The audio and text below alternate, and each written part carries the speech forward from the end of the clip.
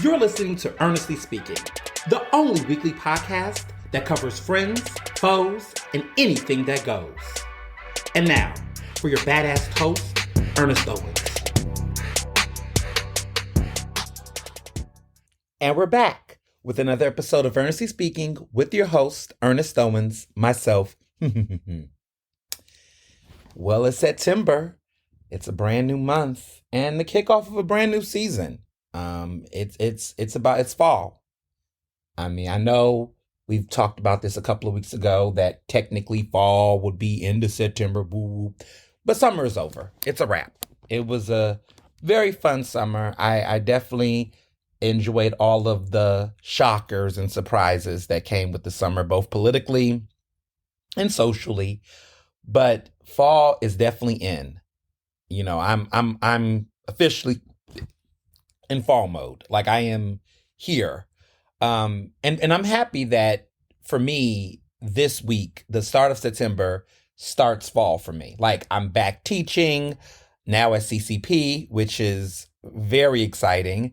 I'm teaching 2 courses. One of the courses is called Technology in the Workforce, which is focused on using communication tools and software and integrating it within various workspaces and things. It's a brand new course that I am designing, which I'm excited about because the students who are taking this course, I'm showing them the power of communication and all of these important methods and practices and how they can better use it for everyday life in their work study. So what happens often is that everyone thinks that, communication skills, the core values of them is, for people who are, a comms director and things of that nature. But I argue, and I think a lot of people realize this, that everyone at all levels should have these types of fundamental communication skills, understanding how to navigate, technical issues, social media matters, AI, issues, all of that, media literacy to a certain degree, right? All of those types of skills need to be learned by everyone who is working in the modern day workforce, not just those at the senior level or those in the HR, PR level. Everyone needs to know how to do it. And so this course is designed as an applicable use for various students in various backgrounds. And with CCP, as you all know, Community College of Philadelphia, it's a very multi-generational type of learning environment, which I'm excited about because I did enjoy my time at Cheney teaching, underclassmen and especially freshmen with the seminar. But I can't wait to really be able to teach grown ass people, like folks that are going to be, some of them in their 20s, folks in their 30s, some people in their 40s and 50s. I'm excited about being able to kind of have a little bit more advanced dialogue and discourse, and also hold these students more accountable in ways that I have to be a little bit more graceful with younger students. But with grownups that are out here working, I'm not going to be super hard on them, but there's just going to be a higher expectation of respecting deadlines, being communicative, just staying on top of things. And a lot of these individuals are going to be paying for their courses out of pocket, which means that there is a sense of personal investment, accountability, both for myself as the professor and for them. Because I think it's like, look, if you're paying for these courses out of pocket and you're choosing to take a certain course as a means to understanding a skill set that you need to, in some ways, incorporate and integrate in your livelihood immediately, there's a different type of mindset that you're going to have about the course. Even for myself as a professor, like I realize they're going to be asking questions. They're going to want to squeeze me like an orange. They're going to want to get as much juice out of me as possible. And so I am prepared to be more, accessible and also more thorough in my approach. Not that I was not like that in my previous teaching experience, but there is a different dynamic that when you are in an undergraduate setting, you have these advanced degrees, you're older, the students don't know what you don't tell them, and pretty much you can kind of cruise in certain situations. But when you're dealing with people who are going to be older than you, people who are coming from a different needs or whatever, it will be different. And so I have been doing a lot of good training in August, preparing myself for that interesting dynamic, which I don't feel like is going to be too overwhelming for me. I'm just excited about the passion and the interest that will be coming my way this week. So I start on Wednesday.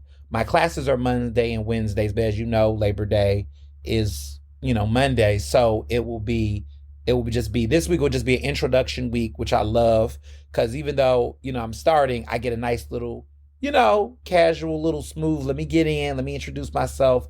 This is the week to do that. But I know that next Monday and the following week, everything is going to, ramp up. And then I'm doing public speaking, which I'm super excited about. I mean, I'm a natural public speaker, but everyone isn't. And so this is why courses like this will help them. And so I'm going to really work with them on not just their presentation, but how they craft the speech, how they share their points, how they get their messages across, how they do so in a way that does not feel intimidating or scattered or all over the place. So we're going to be going through a variety of different cool techniques. And what made me qualify for this course is that I am a professionally trained and also hired public speaker. Like I get booked for events. I have an agent. I've traveled and have done various speaking engagements, and I'm lending my best practices and also my learning experiences along the way to, prepare an incredible group of students who are going to learn how to be great public speakers in their respective fields. So I am really hype than ever about this, and it's going to be a really, really fun and very rigorous fall. I this summer was relaxing. There were definitely a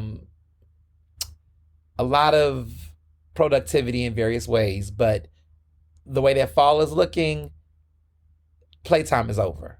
And I'm excited about that because there's just new opportunities and so many other things are coming up. I mean, as far as the restaurant scene, some of you have already seen some of the stories I've written, but it's going to be a really robust fall. I mean, election is less than 100 days away at this point. I mean, we're counting down the days. It's a lot. 2 galas I have coming up. Of course, the PABJ 50th anniversary gala is on Saturday, November 5th. And then I'm also being a part of the committee for my chapter that is putting our 110th anniversary of the Road chapter, which is the only single letter alumni chapter of Alpha Phi Alpha Fraternity Incorporated. We were founded in 1914. Our fraternity was founded in 1906. So we are only about 8 years from the founding of our chapter, of our fraternity. Our chapter was founded 8 years later. And so this year is our 110th anniversary as a chapter in Philadelphia. Very historic. And we will be having our big celebration on Friday, November 15th. If you're interested in tickets, there will be sponsorship, ad sales, all those great things coming for both of these events. If you're interested in going to either one, if you can attend either one, want to get tickets, all that jazz, let me know. Tickets are on sale now for the Alpha 110th anniversary gala for Row, and PABJ tickets will be going on sale live in a week, next week. Tickets will be going live. This week we'll be announcing who our master of ceremonies is, our MC for the event, which I will tell you all exclusively on this podcast episode. It is Don Bell, who's a sportscaster for CBS 3.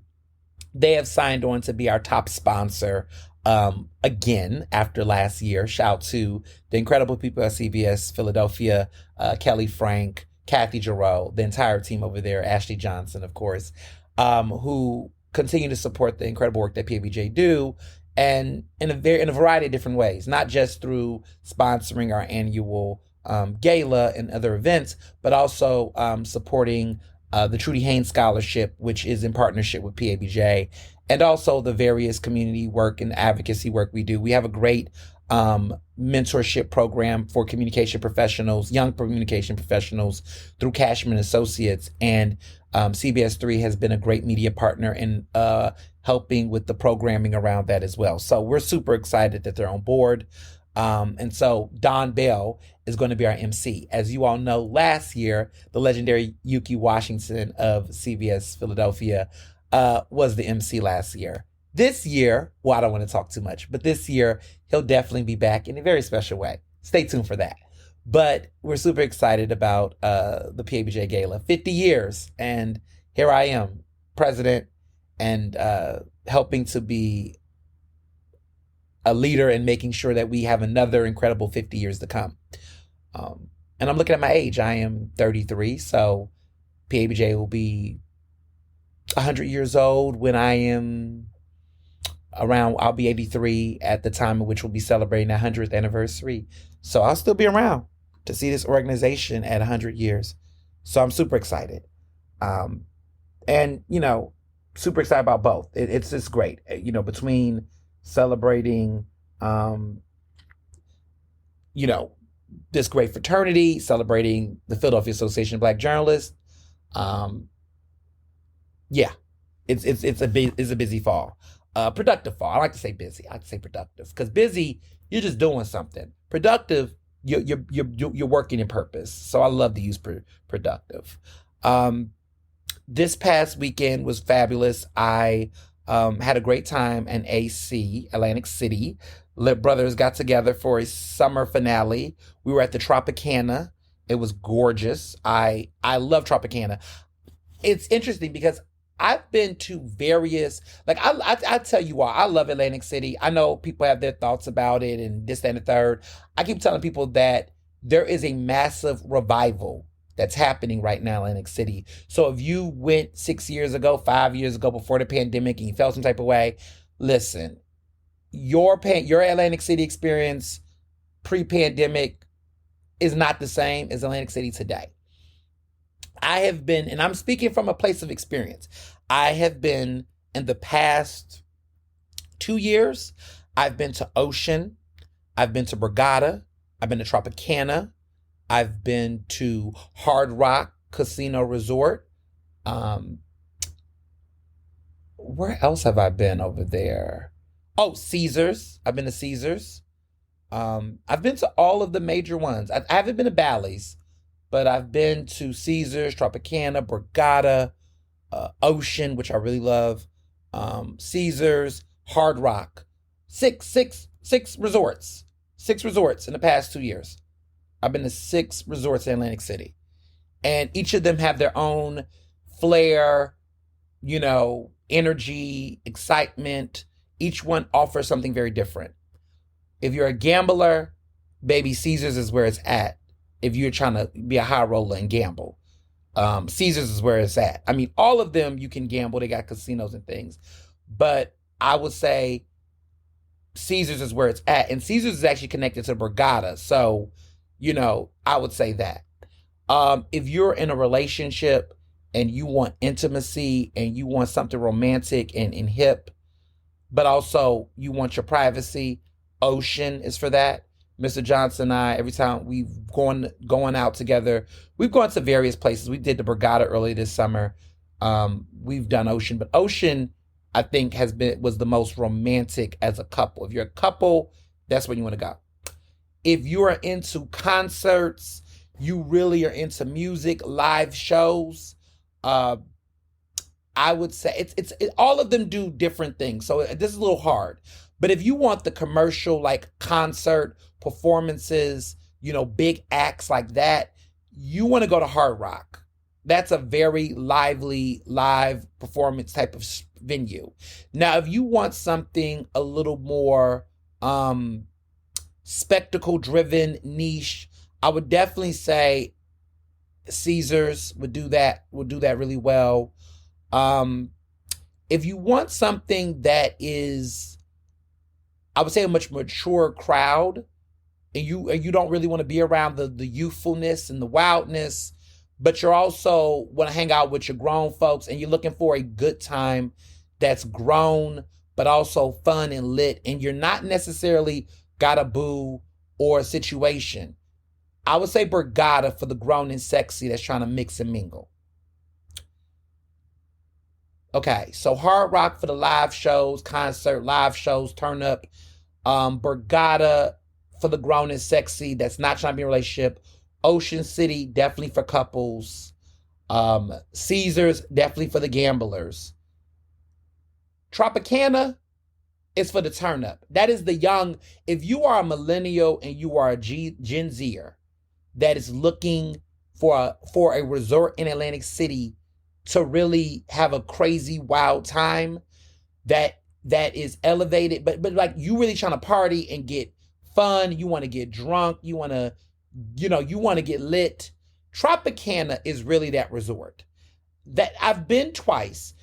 I went last year with Mr. Johnson, and then I went this time with the Lit Brothers.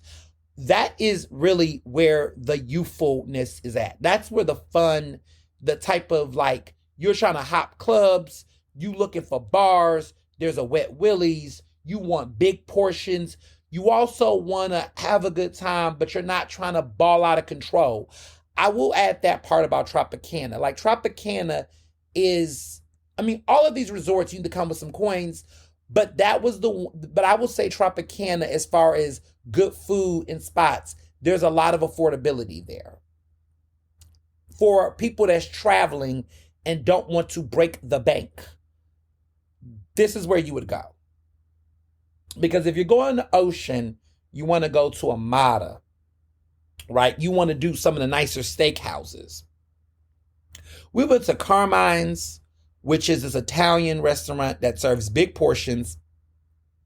It's a more upscale Buco de Beppo, for those who know what that restaurant is. Big portions, family style. We really chowed down there. We really enjoyed everything we ate. They have really great cocktails. The food is really good. I mean, everything is delicious. I think there's something that everyone can enjoy at that value price, right? When the bill came out, when I think about the six of us, it was four of us. Look at us, the math. Let me do the math. It was about, with everything included, drink. We had cocktails, we had dessert, we had everything we ate. If I would have did the math, it would have been roughly $90 per person. But we really did the most. And then we got multiple stuff. And we did the most. We really went out of control. And it was four of us. Honestly, it was enough food for six people. Like, honestly, if six of you all went, you would probably, and you got drinks and you really had a good time, it would be roughly around $70 with gratuity included. I'm not kidding you. It is a very manageable, affordable time out. I was impressed. Like, if they brought a Carmine's to Philadelphia, I guess people would say that's Maggiano's, but Maggiano's, as far as food, taste, and the quality, does not hold a candlestick to Carmine's. Carmine's is a little bit more elevated on that level. But also, again, a very fun, lively restaurant. I really like it. Make sure you get a reservation because it's very popular. But if you're going to Atlantic City and you're in Tropicana, go to Carmine's for sure for dinner. Like, I just, no holds barred. Nightclubs that we went to several. We went to Boogie Nights, which I consider, it was like 70s, 80s, 90s music, all the hits, which surprisingly I enjoyed more than I thought I was, because I'm really into like old school hits and music. So the music was, everything they played was the hits. I mean, they had Whitney, they had Shaka Khan, they played Diana Ross. I mean, they played the hits. So it was a good time. Music was good. We had a section. You all know how I feel about nightclubs. I love a section. I got to be in a section. I like to be, I mean, especially with the pandemic and everything. Look, I got vaccinated. It's time, people. Get the new COVID vaccination. Get the new COVID-19 booster. Okay? Don't play. Get it. Because people are still out here getting COVID. And not that COVID is the same level of heightened fear that it was maybe, 4 years ago? But long COVID still exists. Symptoms are still out there. I've been fortunate not to get COVID. I am knocking on my wooden table right now. I don't want it, and I want to avoid it. And so I just recently got the new COVID vaccination. It was fine. I didn't have any, you know, I don't know what do we call it, any symptoms or any offsets or anything. I mean, of course, you get the soreness in the arm like the first day, but that wears off within 24 hours or 48 hours. For me, at least, I'm speaking for myself. I'm not a licensed physician, so I can't tell you how the effects will impact you. Full disclosure. But from my experience, and I'm someone who's pretty much in good shape and health.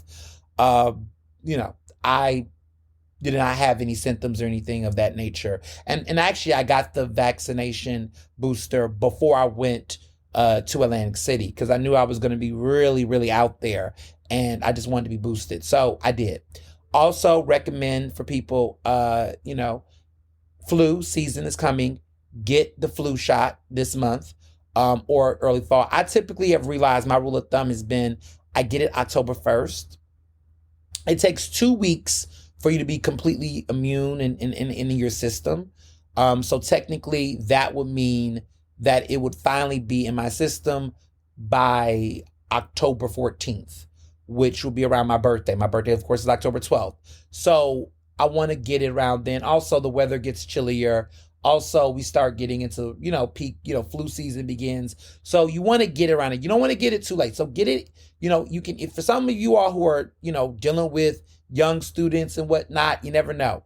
But this is the season to get a flu shot. Make sure you get one. There's plenty of locations that do flu shots for free, but other places, very inexpensive. So just make sure you're taking care of yourself this season with everything going on with elections, lots of human interaction, music festivals, all that jazz. Just be safe out here. Don't get sick if you don't have to. So be mindful, be very, healthy. Don't be demure in this. Be very mindful, be very healthy. Not cutesy, healthy.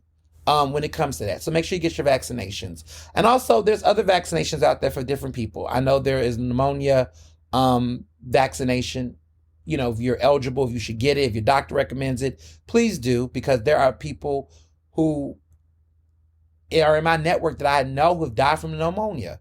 And I'm just like, it's serious. People, there's a lot of folks, especially our Black and brown folks that are older, that is a real thing. And if you can prevent that, get the vaccination. If you qualify, if you're in a certain, you have certain types of health conditions, they recommend getting that vaccination. I was reading up on it. Get that. If you haven't gotten hepatitis B, and you're getting exposed to blood, I'm hearing that there's been a lot of incidents of that. And if you have certain health conditions, hepatitis B might be something that you might need to recommend as a vaccination. So, just being out there and doing public awareness.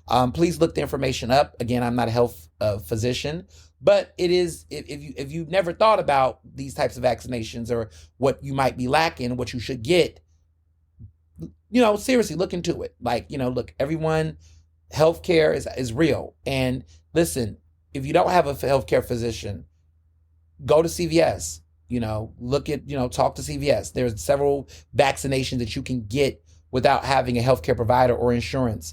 You might have to pay out of pocket or of that nature, but they are available. And there's no reason why you shouldn't have any type of vaccinations out here in these streets, especially you out here in these sheets.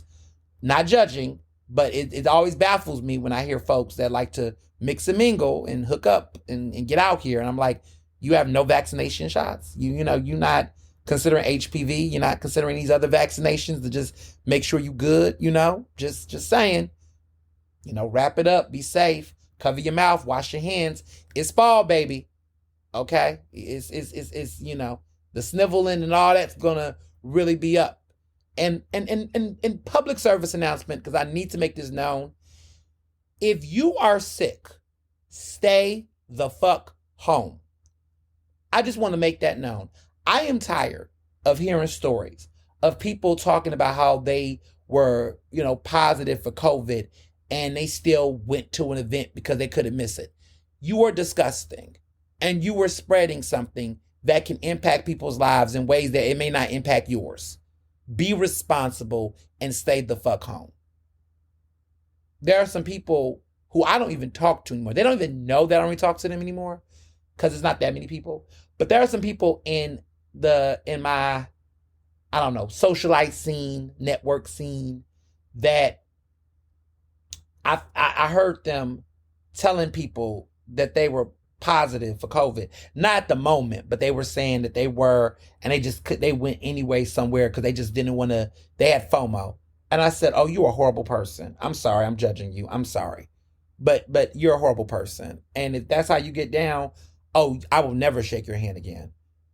And mind you, I haven't told certain people that I'm aware, but when I was made aware, oh, I kept a distance. I had to social distance myself because my mindset is you're the type of person that will have something and won't tell anybody, and then out here spreading COVID because you just don't want to sit your ass down somewhere. Yeah, just no. And I think sometimes, I tell people in certain cases, yeah, you should be judging some folks. Drunk drivers, yeah, I have no excuse. There is someone innocent. Recently, I was seeing in the news who lost their life to a drunk driver. And the fact that in 2024, there are still people losing their lives by drunk drivers. It's like there's so many resources now, people. It's so many resources. There's so many things. Do not, if just don't drive. Just don't drive. Don't. It's not worth it. Especially when we have Uber. We have so many resources that can help you. It's just not worth it. You don't have nothing to prove to anybody. If you're under the influence and you can't drive, don't drive. Plain and simple. Because what's sad is in these situations is that we often find that drivers are staying alive in these situations, but the people that they're hitting aren't. And so you have to live with the reality that you took a life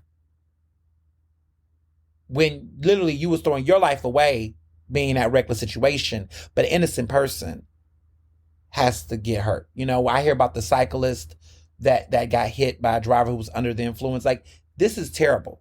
And this just has to stop. And a lot of us who go out with friends that we know drink and things, no, you're not getting behind the wheel. No, get a fucking Uber. And I'm also like, it's so interesting. Like, my husband, like, he is so on it. Like, when he drives, like, he doesn't really drink at all. When we go out, sometimes he will just be like, look, I'm not really drinking tonight because I'm the driver. So he won't drink. But if he knows he's going to drink or he's going to turn up, if we're doing a wine tasting or we're doing something, oh, he's like, it's an Uber night.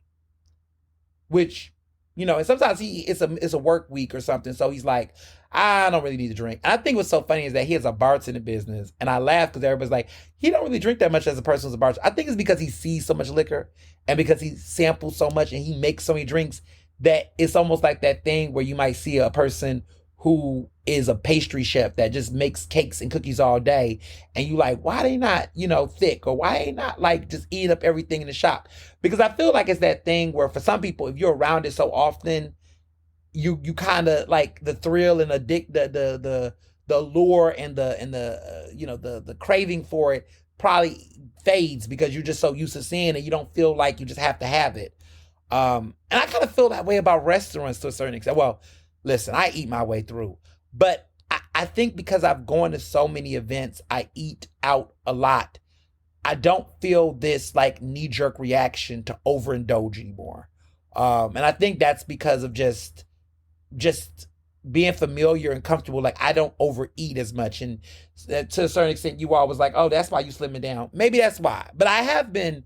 I don't feel the gluttony is not as much. I think when I first started, there was like food, oh my goodness. And, like, oh, this is so good. I'll never have it. And I was like, now I don't have to do that. Like, I'm just like, okay, this is some great pasta. I don't need to just stuff myself. Because I don't feel the sense of a void.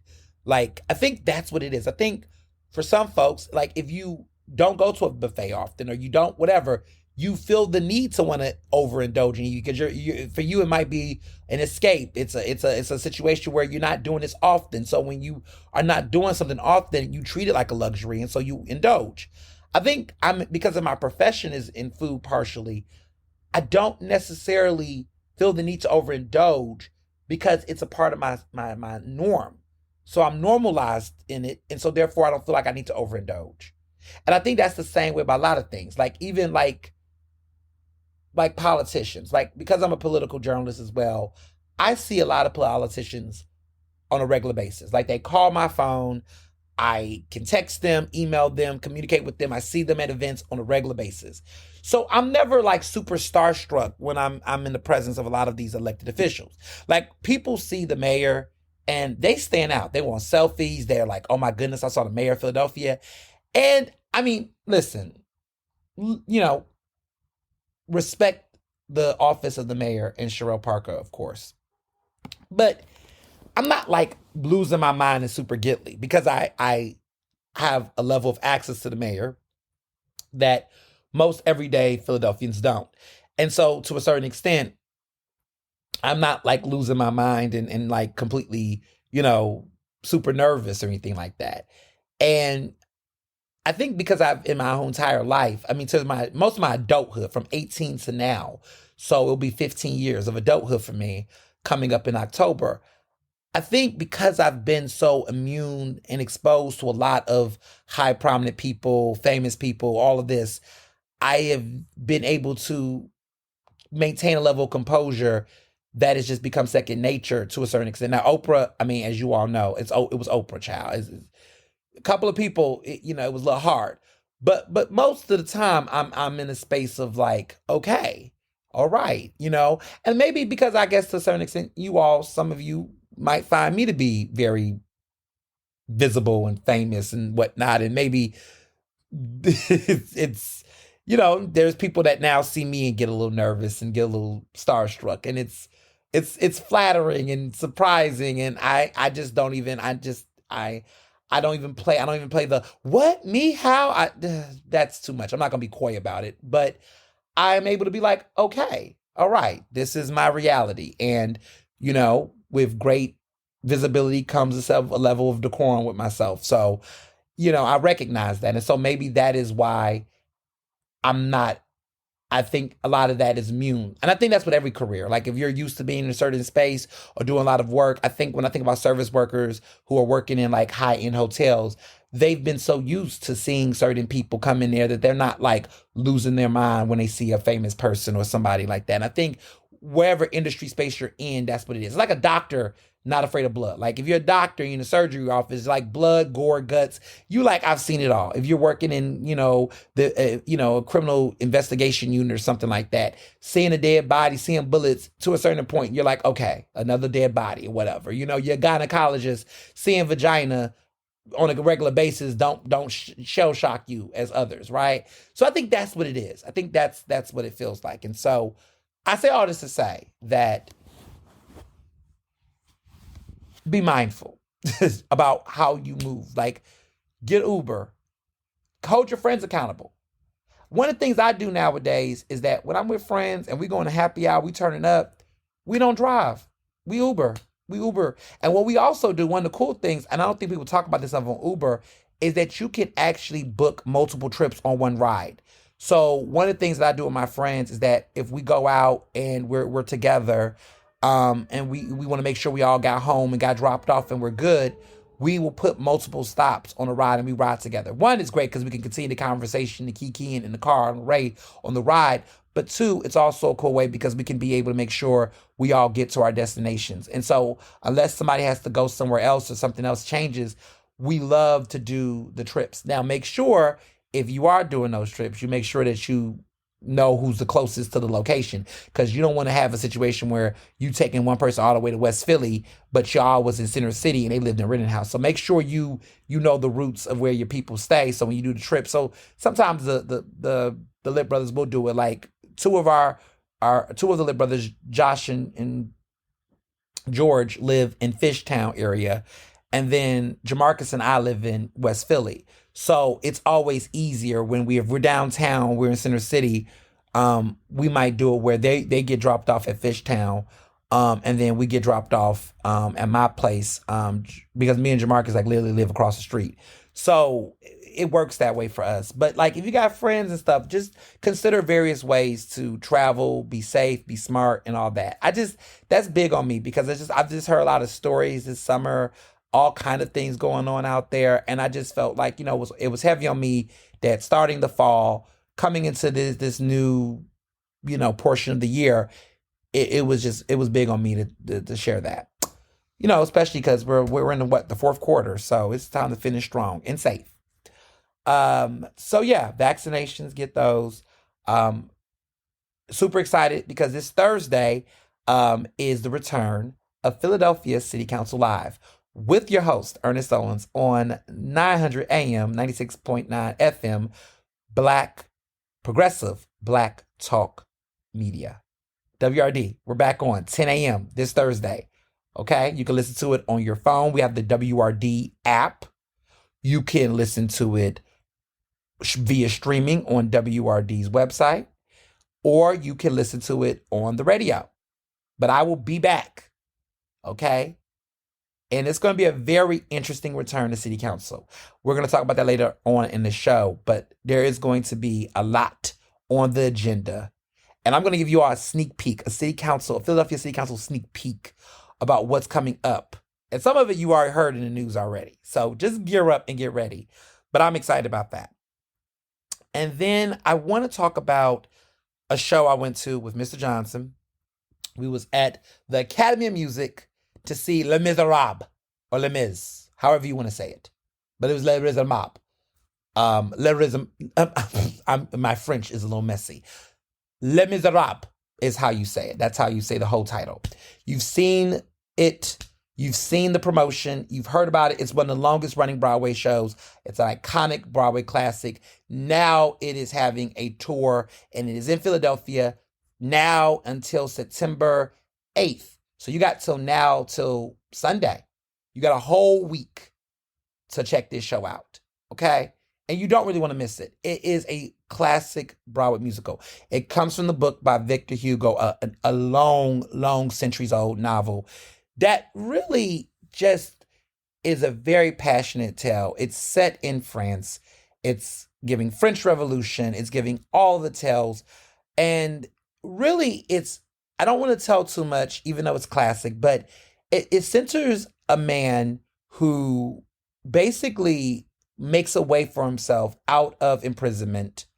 And it follows his story through other stories, but follows his journey navigating the confines of what does second chances look like, what does atonement looks like, what does redemption look like, what does forgiveness looks like. And he's navigating his life from, incarceration to trying to be free and the pitfalls that come from that. It's so interesting because even though this is set in the 1600s, 1700s of Paris, even though it's set in that era, it has very modern undertones of today. And I see why it resonates. And it's almost like a timeless type of musical because the themes that it explores, like watching Le Miserables now in 2024 with everything that's happening in the current election cycle, it just hits. It just feels like right now. It's very symbolic. And there's other stories around sex work and women's issues and, domestic problems and abuse. And it's very dark at times, very hopeful at times. The vocals are vocaling, the singers are singing. And it is a musical. Let me be very clear about that. Because people say, what do I mean? I always say that disclaimer. Most of this musical is singing. Like, there is like no monologues in dialogue. Everything is a song. So a lot of musicals that you might watch, like for example, Wicked, or what's the one I saw earlier this year? Mean Girls, a musical. A lot of it is in between, right? There's these monologue scenes where there's actual dialogue and discourse and actual script. And then a song will then break you through the rest of it through the story. Les Miserables is done in a way where mostly everything is singing. Like there is barely any like verbal like dialogue. So everything is a song. Everything is the music is literally leading the way. Everyone is singing their way through, which is I enjoy. But for people who might be like, okay, where does the song end and where does it stop? This is one of those musicals where the story and the music and the vocals guide it. Everyone is singing. Everyone can sing, and it is a very complex musical in that regard. So prepare yourself for a musical. It is a longer show than it's about. I think we came in at 7 and left around 10 o'clock, maybe. Or, well, let me take that back. We came at 7. The show started at 7:30 and it started on time. Okay? There is no CPT for those who know what that means. There is no, you do not come at 7:30. Okay? You should come around 6 o'clock. Real G's understand. Because if you come at 7:30, you will not be able to see the opening act. And you do not want to miss the opening act of Les Miserables. It is iconic. It is breathtaking. It is exciting. Okay? You don't want to miss it.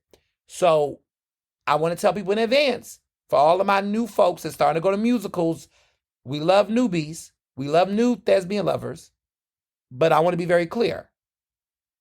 The show starts at 7:30 on the dot. When I sat my ass in my seat, which I love my section. I love DD. My favorite theater seats, by the way, for people who don't, this is a random fact. I love to sit I like to sit in the front row. So I was on the 4th row. Shout out to Assembly Arts. You know, they know what the girls' taste is. They got great, comfortable seats.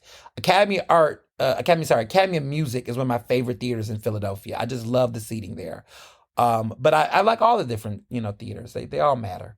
But I really love Academy of Music. I just love their seats. But the where I love my section, I was in DD. I love a section where I have leg room. I can get up. I can go to the other side. I can go right to the exits. I can go to the bathroom. I can get up. I don't have to, if I have to make room for other people. People love the middle seats because you can see the show. I can see that point. What's hard is, unless you have the exact middle seat, you will have to get up and make way for people moving through. And, it will be an inconvenience at times because you have to go back and all that. I love my side seats where I got that extra leg room. It's like being on a plane. Now, what's funny is when I'm on a plane, my favorite seat is the window seat. I'm a window seat person because I just like to be, I don't really like to, again, if people move, people can move, but I don't have to get up for anybody on a plane. And also, I love the view. I love to see when the plane lands and I can get a view of the city. I can see where am I landing at. And then also, I just, don't like to be bothered. I'm the opposite in theater. There's no window seats. But if this was a window seat, that would be my section, the end, where I have the leg room. I can get up when I want to. I can come back to my seat as fast as I can. I don't have to get up as much. So for those of you who are looking for a good musical to see, looking for an opportunity to get a real classic under your belt, because a lot of the musicals that are out nowadays, it's hard to find something like Les Mis. There's what I call those golden ones, right? Like Wicked. Mamma Mia just came out. So there's a lot to see. But I'm thinking about The Lion King, Gypsy, Phantom of the Opera. These are some of those standout Broadway, undeniable classics. And of course, Les Mis is in that. And so whenever you get a chance to see a show like that, take advantage. If you are someone who don't really go do the Broadway musical thing often, these are the types of shows that you want to say, yeah, I've seen that before. It was nice. I checked that out. If there was ever an entry into the entire razzle dazzle of it all, I feel like shows like that, even, I cannot forget Chicago, which is my all-time favorite musical. And I know people like Hamilton. There's Hamilton as well. Those are the type of musicals that I feel like if you don't do Broadway, those are the shows that you want to at least see those. Now, I'm a little bit more into Broadway shows, so I like Into the Woods, I like Company, I like a different type of set of shows, Sweeney Todd, we gonna go there, but I know that's for my more, rich, in-depth, musical lovers. But for those of you who are looking for a good show to see, something different, something worldly, and if you don't have a way to celebrate the first week of September, I would say go see Les Mis. It is at the Academy of Music through Assembly Arts, or Ensemble Arts, actually, Ensemble Arts. I'm learning it because we don't say Kimmel anymore, Kimmel Cultural Center. We don't say that. It's Ensemble Arts is the new name. So if you get a cocktail there, you'll see they even changed the cocktails now. They have an actual cool cocktail special called the French 215. Because it's normally like the French 75, but it's called the French 215, and it definitely is a Philly version for sure, because it is very boozy. Very boozy. I didn't need a double shot. I just needed the one that I had. And it was enough that lasted me for the entire second act, or the second half of the show. But it was a very great drink, and I very much so enjoyed it. And it actually made the experience a lot more lit. So yeah, I really do love what's happening right now. The lineup of shows that's been out this season has been phenomenal, but we're in the new season now. Which they do they do their seasons, I believe, first half of fall and then the second half of spring or whatever. And they kind of, I think summer is a part of that season, that next season, but this is like the new season. So I believe they're opening up with Les Mis right now, and then they follow on through. So lots of great shows, lots of great things to watch. Tickets, there's seats for everybody. There's affordability there is a seat for every price bracket. So, if you're like, how much is it? Too much? Is it whatever? There is a theater as big as Academy of Music. There is something for everybody. There is great prices for everybody. Everybody who wants to go to that show, there's a seat for you there, at a reasonable price. So, yeah, that's my review. I really loved it, and I think more people should definitely check it out. So, I have some restaurant reviews that I want to talk about, because some of you had questions about some of the places I spoke about. First off, I went to Chubby Nori in Chinatown. It's a very new, fast casual sushi spot. It's not an omakase vibe, but it's definitely hand rolls. So if you're into that, very, very, very, very affordable. It's not trying to be a very high-end sushi, so we're not talking Hiroki people. We're not talking, it's more of a lower, more affordable Sushi Babu. And Sushi Babu isn't, out of the omakases around town, it's not that expensive, but this is cheaper, but good. And so if you want entry-level experience with sushi or hand rolls, and you're in Chinatown and you're in the area, and you're trying to do something that's new, and you're tired of going to Banana Leaf, which I don't know how anyone can ever be tired of going to Banana Leaf, but if you're tired of going to your standard spots in Chinatown, this is a fun, cool, different space. There's some great seating, very fun for group dynamics. So if you're going with 4 or 6 friends or something, there's sections and booths and things where you can eat and have a good time. They do have liquor there, which is fun. Cocktails, I don't think have happened yet, but they do have sake and other types of wines and beers and other beverages like that. So that was good to drink. Dessert was really good. I remember that cheesecake. There are hand rolls and sushi with Wagyu. They have a Wagyu situation going on over there that was really, really stand out to me good. They had blue crab. They had, I believe, swordfish, yellowtail. They had various levels, and you can elevate what you want. They had tempura. They had some really great fun, like snack bites. Of course, they had the edamame. They had that, but they also had other fun bites that I haven't seen anywhere else that are really fun, like sushi, like a raw salmon type of like semi-cooked salmon bowls or cups they called it, that were crispy and stuffed and flavored. That was really good. They had a bunch of interesting dishes in addition to the sushi lineup, but very affordable, very accessible, fun, casual, cute. Definitely a turn up. But speaking of Asian cuisine, this is definitely, I cannot speak about this place enough. So you all saw my big breaking news story that I got a chance to break about the first inside look inside of Black Dragon Takeout. Now, let me just start off by saying that what I'm about to tell you is a very, very subversive, imaginative experience. I have not heard anything like this. So, this is a Black-owned, self-described Black American Chinese takeout spot. It is in West Philly, deep in West Philly. Like, this is not University City. Let me be very clear. This is West Philly, like West Philly. Okay. It has replaced what was a former Chinese takeout spot that closed down. And they replaced that land with a Black-owned Chinese takeout spot.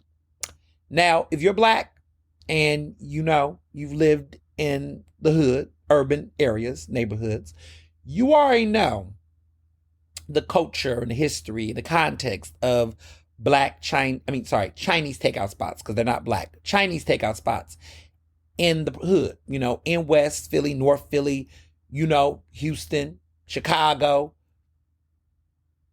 Name any major urban neighborhood in America, whether it's New York, Baltimore. There is a history of Chinese-owned takeout spots in those hoods, in those Black communities. And there's all types of cultural relationships, for good and for worse, around the context of that. But I have never, in my 32 years of living, have ever heard of a Black-owned Chinese takeout spot in the hood. And not just that. This guy, the owner, who is a beloved chef, his name is Kurt Evans. He used to be at Down North Pizza a couple years ago, no longer there, but has done a lot of pop-up shops and things. This is his first solo owned, proprietor owned, all him concept, all his. He's Black. He's from Philly.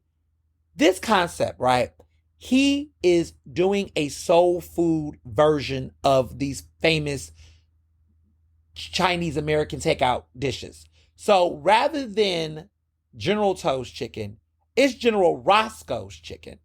And it's actually General Roscoe, not because he's playing with Roscoe chicken and waffles, but because Roscoe, the general he's referring to, is a historic Black general that was actually someone who served in service and made history. Like, this is a real General Roscoe. It's not just a random General Tso's.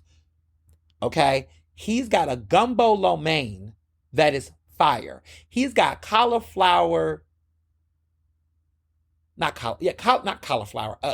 green egg rolls. He's got ragoon, curry ragoon. What? He's not playing any games. He's got these spice seasoned Chinese donuts, but they're beignet type style tasting with a dipping sauce. It's out of this world. And I got a chance to try the cuisine before the public did. I mean, he's got a lo mein with lamb. He has no pork in his dishes. No pork. It is halal. No pork, okay? A thing that stood out to me, and again, this is for Black folks. This is for folks that's been to the hood Chinese takeout spots. He has a gender-neutral bathroom that is accessible and open to the public. So if you need to use the bathroom when you order your food, you can go to the bathroom. And it's gender-neutral. He also does not have any plastic guards or protector or shields. There's no gates in his Black American Chinese takeout spot. There's no gates on the parameters or on the front of it.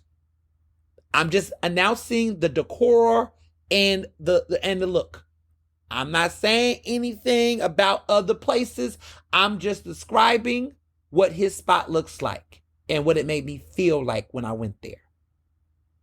All of his ingredients, to be clear now, the way in which he's cooking his food, these are not your typical takeout spot costs. His workers are getting paid at a very good rate. He is hiring formerly incarcerated individuals, second chances. He's hiring from the community. This is local. He's working hyper-local neighborhood employment. He's working with folks that have been formerly incarcerated. He's giving second chances to returning, citizens. There's a social justice slant to this, an angle to this. The whole concept is just baffling to me. I'm impressed. I am wowed by this. I haven't heard anything like this before. Like, not like this. The prices of the food, the cheapest thing on the menu is $3, which are the egg roll, the cauliflower, not the cauliflower, I keep saying cauliflower, the collard green stuffed egg rolls. And then the most expensive dish was $26.75, roughly $27. And that was like the seafood dish that had the crab, the shrimp, the gumbo. Like, it was a high-end seafood dish, noodle dish that he has. But everything else is between the $10, $15 range for the most of the dishes. There's a variety. There's seafood dishes. There's chicken dishes. There's lamb dishes. I mean, there's all kinds of opportunities. He's got wings on the menu. He got black pepper wings, General Tso's flavored. General Roscoe's flavored. He's got curry. He's got sweet and sour. I mean, he's got all kind of things going on in dishes. It is really a very eclectic menu. Lots of options to choose from. You're gonna love it. They even make their own like sugary drinks. So you know how you go there and the drinks that they have, he's got his own drinks. The packaging is crazy. They're selling t-shirts. They already got cool swag and merch. I had to get me a t-shirt. The food is good. And also a really other cool thing, they are doing catering. So they do have a level of catering. You can order. They're doing like mass boat catering. So if you want to feed a family, you want to feed a small party, a work party, you want to do catering for friends, they also are doing catering. And the catering prices are pretty fair and reasonable, actually, for the type of party size. But it is a very interesting spot. So let me break down the situation. Inside sits around roughly, I believe they said 6 to 10 people can fit in there. So it's a very small spot. It's not like a restaurant where people can go. But if you're a person that's in the neighborhood and you want to, I can imagine a local or somebody that's across the street on the corner that want to go in and tear up some wings real quick, you can definitely do that casually if you can get a seat. But it is a carry out, takeout situation. As of right now, because of the massive, hype that has been around it, thanks to work like myself and other food reporters, they're not in a position right now to do orders, so you can't call and place an order early and then pick up. You really do have to show up because it is a grand opening and literally it is happening right now. Right now they're closed for Labor Day, but this week it's going to be busy. I mean, they literally opened last Thursday and was not prepared for the massive amount of attention and passion and interest. I mean, word around has gotten fast. I mean, you all saw, I tried to tell Chef Kurt, I said, Kurt, if you come to me, if you want this in Eater, you better be ready for what's coming. And so he thought he was. He got his ass whooped. I mean, the level of love. I mean, people came from all over the city, came to West Philly and showed love. He ran out, I believe, of food and ability that he had to shut it down on Friday. the next day to recuperate and get resources and get things ready, because he was not ready. He thought he was ready. He was not ready for the amount of love that people was going to have for a Black-owned Chinese takeout spot. I am baffled. I can't even tell you. Like, it is a ridiculously wild concept. And I imagine that the amount of press that will continue to come for this incredible, ingenious concept is going to come. So what I will say is, definitely if you want to go, it's new. It just came out. There's going to probably be lines. They're open around noon. They stay from noon to like 9 o'clock on most days. Evenings, it's 10. Their days are Wednesday, so they're not going to be open on Tuesday. Their days, I believe, is from I believe they're from like Wednesday on down. So it's Wednesday till Saturday. I don't think they're open on Sundays. But their days, they're not open on, let me confirm. So their days for most of their support is Wednesday through Sunday from 12 to 9. But Saturdays and Fridays, I think they're going to stay open until 10. But they're Wednesday through Sunday. So that's Wednesday, Thursday, Friday, Saturday, Sunday. 5 days a week. They're not open on Mondays and Tuesdays. So they break on Mondays and Tuesdays, but Wednesday through Sunday they're open, and they're open till 12 to 9. So you've heard this early. If you're looking for a lunch, that means you should want to come around 11. If you want to have that lunch at noon. If you're trying to have a work lunch situation, it may not work unless you have flexible hours. But I believe this first week of September, it's going to be a lot of people out there. I mean, that doesn't mean don't come, but just, be patient. They was playing Luther Vandross while people was in the lines waiting. I mean, it was definitely a massive crowd, definitely a lot of love, definitely a lot of anticipation, a lot of buzz. And I was just happy to be able to spread the word and bring in the buzz. That's what I love to do. I mean, one of my favorite things as an editor at a food publication, especially as a Black editor, right, is the ability to have editorial choice and to be able to support and really amplify Black-owned restaurants and be a part of that when they open, especially when they come to me for an exclusive. Because, I see this a lot. And we talk about this in Hollywood, like how there is, a lot in Hollywood where there's a lot of Hollywood stars, Black actresses, actors, or whatever, that when they get to a certain point, they don't talk to Black reporters. They don't talk to Black publications. They don't talk to, just Black folks in general. They really, try to call themselves going mainstream. And so as a Black food journalist doing what I do, it's always nice when, a renowned Black chef that has the eyes of every publication, every type of reporter, journalist will consider you and understand the importance of the moment and reach out to you to do an exclusive and do a sneak peek. It's always a good feeling, and it always feels good. And it's also just showing up and showing love. Even with what I do, I'm in this role. I'm at a publication that is mainstream and national. I am always looking to diversify the restaurants we cover and the places we cover. And diversity means lots of things to me. It doesn't just mean race. It's gender. It's all of the things, but really also the locations, right? Like, every restaurant is not a center city. I try very hard not to only fixate restaurants in center city. Like, I'm looking at, and not Fishtown either. Center City and Fishtown and Northern Liberties. Like, no, there's places.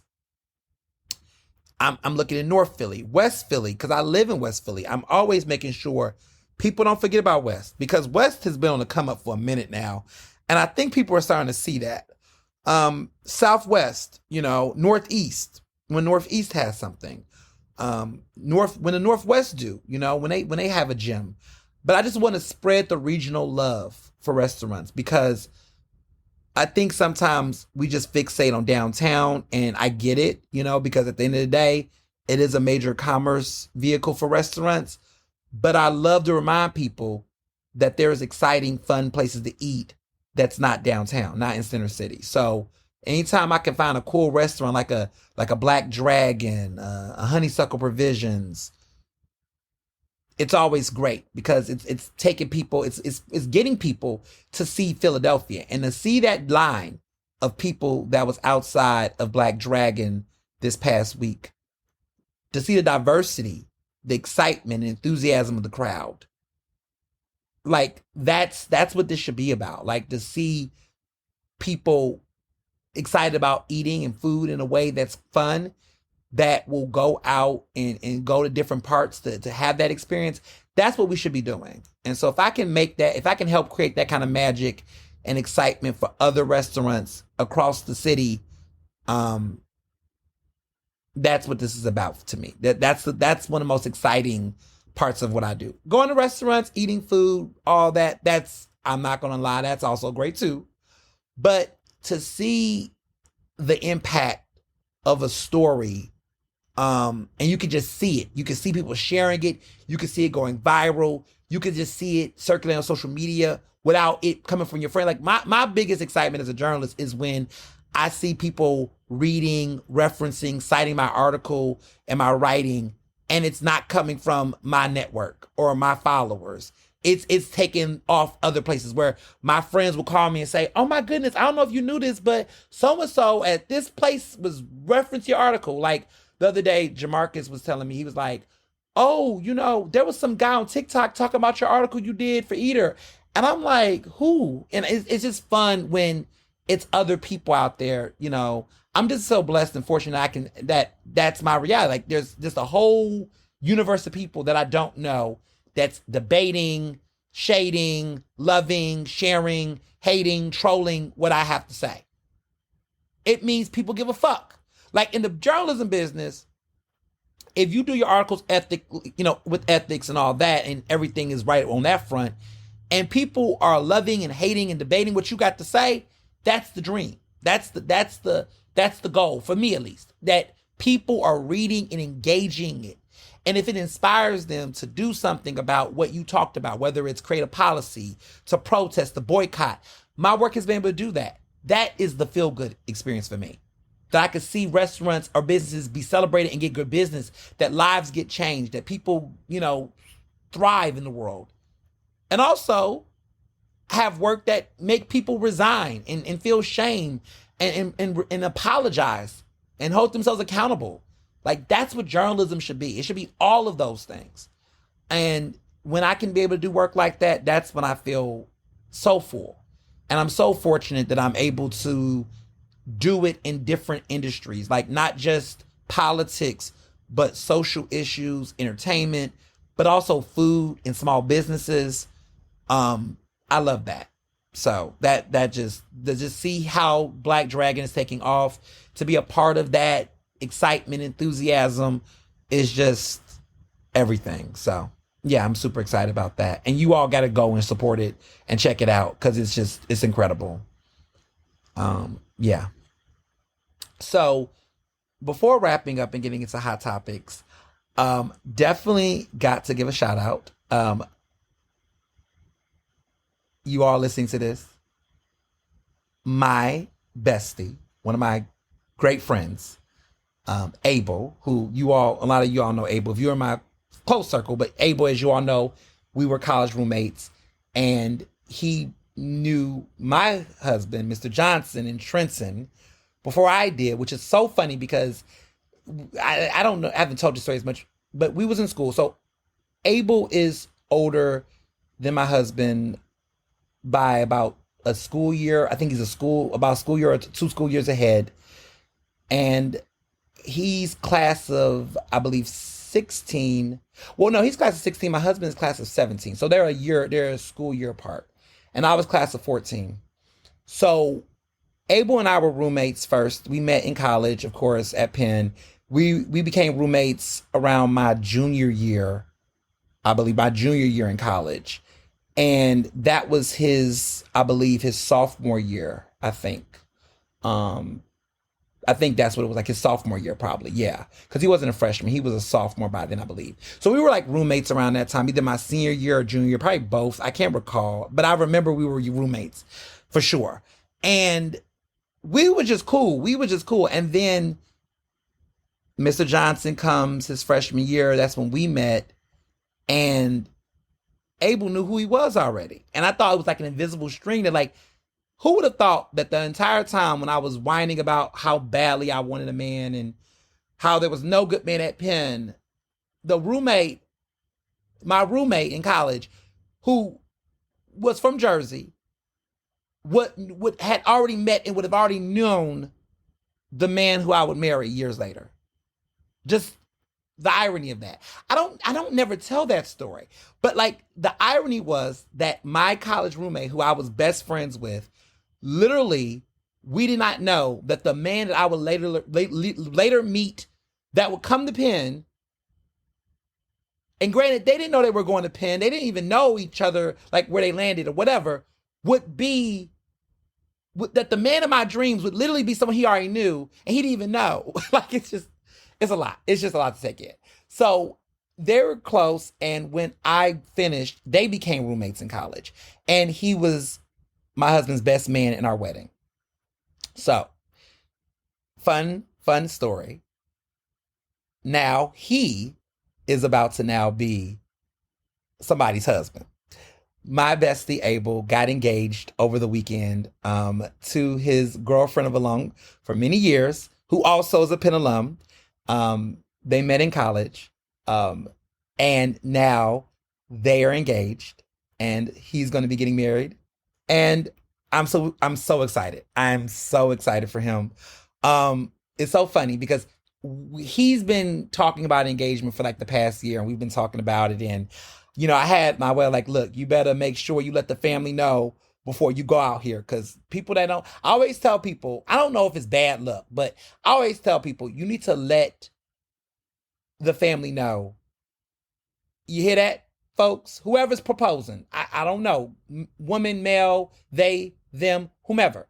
Whoever plans to make the proposal, you better, if the family is, let me also put this disclaimer. If the family is good, like if y'all have if your partner, lover, you know, I hate the word partner, but if your lover, girlfriend, boyfriend, whomever, right? If they have a good relationship with their family and you all are in a good space and that's all good, you better let them know before you do it. Not that you're asking for their permission, but it's just a situation where you should let it be known to the family what your intentions are, or in some type of way. I am all about the etiquette of it all. I just think you should. Mr. Johnson, in great tradition, contacted my parents, let them know, so much that my mother was so guilty that she actually got involved in the whole surprise of it all. She just did not want it to be enough. It wasn't enough for her to know. She wanted to be there. And so that's how we end up having it on Christmas Eve, 2019, which will be 5 years. Oh my goodness, like 5 years ago around Christmas Eve, I was engaged. Who would have thought? But at that time, it was Christmas Eve because she planned to. I think originally how I heard it from him, I think he was going to do it like, I don't know if he was going to do it. I think he was going to do it like around New Year's Eve or something, I think I heard. But when she found out, he told her, then she hatched a plan. And so she picked the location. So for people who saw the iconic engagement photo, that was her who planned that. She took the picture, and it was the scene that we was at, the waterfall, downtown Houston, that just, you know, is to this day iconic. I wanna make sure I remember what it was, the waterfall, because it's been a while. So it was at the waterfall. They call it the Waterfall Park, the Gerald Hines Waterfall Park. So the Gerald Hines Waterfall Park is iconic, and people say that it's almost like the fountains of Versailles, Yosemite Falls. I mean, it's spectacular, that waterfall. It's a man-made waterfall, but it is spectacular. Anybody who's been to Houston downtown, that waterfall is incredible.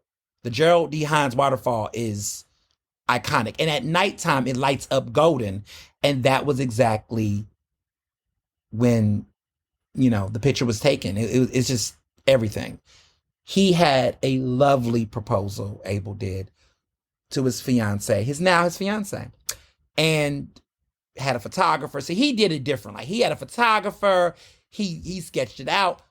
I didn't do that.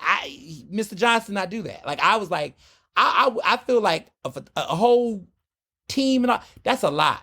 He did his big one. He had a photographer who, was able to be coordinated to pull it off. She was surprised. She didn't see it coming. He took these lovely photos. The ring is beautiful. I mean, all of it. It was just fantastic. And they had a lovely, surprise. They had a lovely dinner. And it was between the two of them. So it was very intimate, which I think is just stellar. I had a more hood engagement. It was one of those, the parents was there, took the picture. We went to a liquor store. I think we went to dinner. We went to Grand Lux Cafe, I think we went to. And then we came home and popped bottles, and it was a whole house little party with family. It was a lot going on. It was a very lit Christmas Eve. I was like, I think Mr. Johnson probably would have it worked out. I think in his head, he thought it was going to be a romantic dinner between the two of us. And then, of course, family gonna cut up, especially when it's your first engagement. Let me just say that. The second engagement, third engagement, it gets a little bit like, okay, whatever y'all do, just let us know.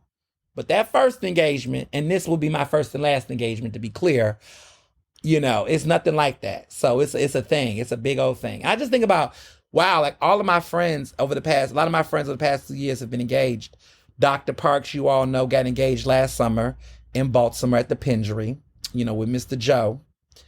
And now here we are a year later, this summer, end of summer, coming into fall, my good old man, Abel, is now joining the wedding gang. So, married gang. So we love it. And all Penn alums, look how we turned out. All of us. Just Dr. Parks, Abel about to be a future lawyer, myself, Mr. Johnson. All of us just made ourselves proud. We did good for ourselves. We all did it. We did it. I tell people, influence. If you got a good crowd, all the girls all the girls be out there in the world be like, oh, all the men, where the good men at? Everybody dogs, everybody this. That's not true. If you are a decent man, you hang out with other decent men.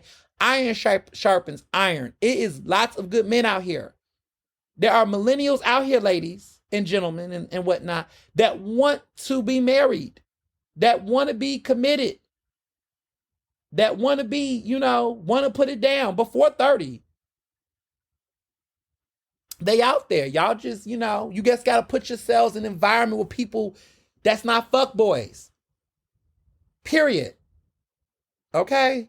Because some of y'all I want to be married. I want to be loved. I want something serious. Are you putting yourself in unserious? Are you a serious woman putting yourself in an unserious situation? Are you a butch queen still out here trading when you could be selling in with a good one? Are you a victim of situationships? You might be due for compensation. Please contact Ernestly speaking. Let me stop. But really, though, it is about. I think as I think about like where I'm at now, I think about my friends. I think about like Joe, who's a Dr. Parks' loving fiance. His friends in his circle are like engaged and married, and we're all like in our late 20s, early 30s. But I do think that to a certain extent, when you're in certain environments, that influences. Like I think about my friend circle, like most people are, if they're not married or engaged or anything like that, they're also people who are interested in mature, healthy, functioning relationships and dynamics. Because I'm not trying to, shove marriage down people's throat. I'm not that person. I'm not. I'm because y'all know I'm real quick to tell a person, look, Some of y'all shouldn't be married. Some of y'all don't need to be married.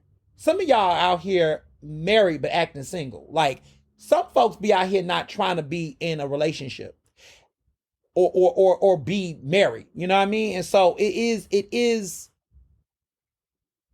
you know what I would say? Like, I think about all of my friends, like Dr. Gio, you know, he's been married for a minute. I mean, he's been in a long-term relationship and he's been married for a while. Myself, Dr. Parks, a couple of my folks I just know are like, most of my people I know are married, or they're engaged, or they're in situations where they're looking for something more substantial rather than just, you know, that's what I just think it is not a coincidence. It's like your social settings and your environment, I do think, shape the way you look at stuff, how you respond to things, how you view things, how you're more open to things. You know, a lot of it is possibility models. Like, I think about, you know, my friend George, he's married to his husband, Mark. And that is one of the few Black gay male relationships and marriages that I saw that was like, wow, these two are married. They're doing their thing. They're in love. It's very healthy. It's very supportive. They're in many ways, like, George's marriage, like, as far as like the personality dynamics of their marriage, reminds me a little bit of mine. Mark is very like chill, standoffish, is giving Stedman. That's how Mr. Johnson is in so many ways. I mean, social, will talk and go out, but very much reserved. And George and I are firecrackers. But like, I just think about like sometimes seeing these things and experiencing these things. And I also, it's so funny. Mr. Johnson was in New Orleans this weekend. His friend Amber, who was also in his wedding, in his wedding party, in our wedding, but in his wedding party, she is, you know, she just got engaged. And she's about to get married this month. We're going to her wedding this month. It does not dawn me that when I look at my wedding party, that several people in our wedding party, since our wedding, has now been engaged or has gotten married. Like, I think his other friend, Katrina, she got married shortly after, and she was in his wedding party. She got married shortly after. Like, it's just something about the environment. I feel like when you're in a setting with people, the wedding, I don't say the wedding bug bites you, but once you see other people do it and you learn from them and you hear from them and you see it and it's normalized, you do get to a sense where you start thinking about it yourself. And it's not like a bad influence. I think it's more of a, you know, I might be open to this, you know, or, you know, why not? Or, you know, what's holding me back? I love who I love. I want to do this. I just think possibility models create that. And so in certain ways, I think it's not a coincidence. I think it's more of just your environment. And also, when you have an environment like that, a lot of fuckboyness don't be happening either. Because when I hear people who are just having these circles of friends where it's just always these scandalous, messy relationships and all these ridiculous love triangles and affairs, it's like, how are you in these situations with people that's like everybody, your whole crew, they all sloppy, they all out here in these streets, like they all just in some shit. And then you're the good one. You're the one that don't do none of that. I'm just saying, your environment and your crew, your network can be your net worth. I think of that. I do feel that. I do feel like iron sharpens iron. I think the older I get, I really do believe that the people you surround yourself with do, in many ways, can positively reinforce and affirm and support you in various ways in life-changing experiences, in ways in which you want to live your life. And that's a good thing. But you just got to be open, and you got to be in environments that allow that, you know, and it makes you a better person. And so it's not just about getting a nice job. It's not just about making a lot of money. It's also about the type of people you surround yourself with and the environments you want to be in. It's all of those things, all of it. So just wanted to say that. So, yeah, it's clearly, as you can see, fall is definitely here with lots of surprises, clearly. So let's get into hot topics.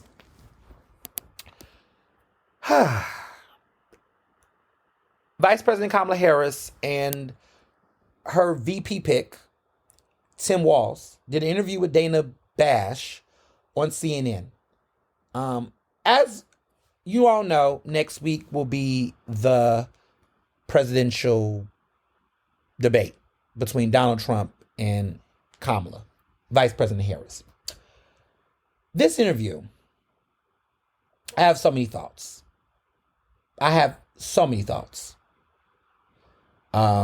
And I don't know where to put my finger on it because I feel so many different ways. For starters, I want to start with her because I think I want to start with the good before I get into the ugly. So she was great. I think both her and Walz was great. I think that she did a really good job articulating, her sentiments. She gave straightforward answers. She was personable. She was fun. She was good. You know what I'm saying? It's not one of those like sexy, grand, spicy interviews, but it wasn't necessarily need to be that. It needs to be an interview where she could basically get out her points, get her message clear, state her positions, and really be able to fully function, as a candidate. Like what I mean by fully function, meaning that she needs to get out her policy positions and she needs to explain when she changed on certain positions. Like, for example, she previously was not for fracking. Now she's for fracking. But she's also made it clear that her position change on that wasn't a brand new, it just happened yesterday. It was something that pretty much had happened for a very, very long time. But she was very, I think, very clear on what she's about, what her positions are. And I just don't really feel, I don't know what more she can say that she hasn't said already, that I feel like if you're trying to squeeze more out of her, you can, but I feel like as a candidate, she's pretty proficient. And so is Tim Walz. I think they both are very clear on who they are, what they're trying to do for this country. And if you don't get it, you don't want to get it. And that's just how I feel about it. So the bad and the ugly. Dana Bash, bad and ugly. In her questionings, not her looks. No, not her looks. Dana Bash has annoyed me a couple of times throughout the years on CNN with some of the ways that she interviews her questions. I don't know who picks her questions. I don't know what's going on there. But what was annoying about this interview was that it was a missed opportunity for journalism. I wouldn't say it was a missed opportunity for Kamala because Kamala was present. She asked her questions, right? She answered her questions. But it's moments like this when you just go, and this is why she don't care about doing these interviews. This is why these interviews are a waste of time sometimes. This is why sometimes people get pissed off. But I would also add that I just get annoyed that cable news gets the bulk of the conversation around journalism. Like, I keep saying this, and I want to keep reiterating this. Journalism is bigger than the New York Times, the Washington Post, CNN, MSNBC, Fox News. It's bigger than that. And so when I hear people complain about journalism and they reference cable news channels specifically, I'm just like, can you all look up local media? Can you all look at other news outlets and sources that are credible? Can you all venture out and explore magazines and long form writing? Because there's a lot better reporting and more nuanced reporting than the shit you all are seeing 24 hours, 7 days a week on them damn cable news channels. I'm not going to get negative and say they're not journalism. I'm not going to throw that shade, but I will say that they are very heavy-handed in the type of stuff that they're covering.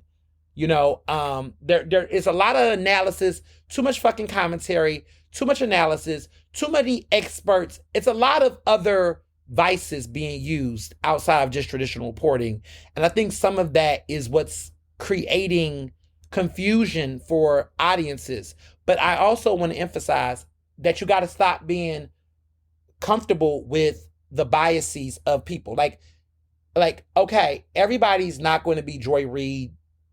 And no one should have to be Joy Reid to entertain you. Everybody should not be Rachel Maddow.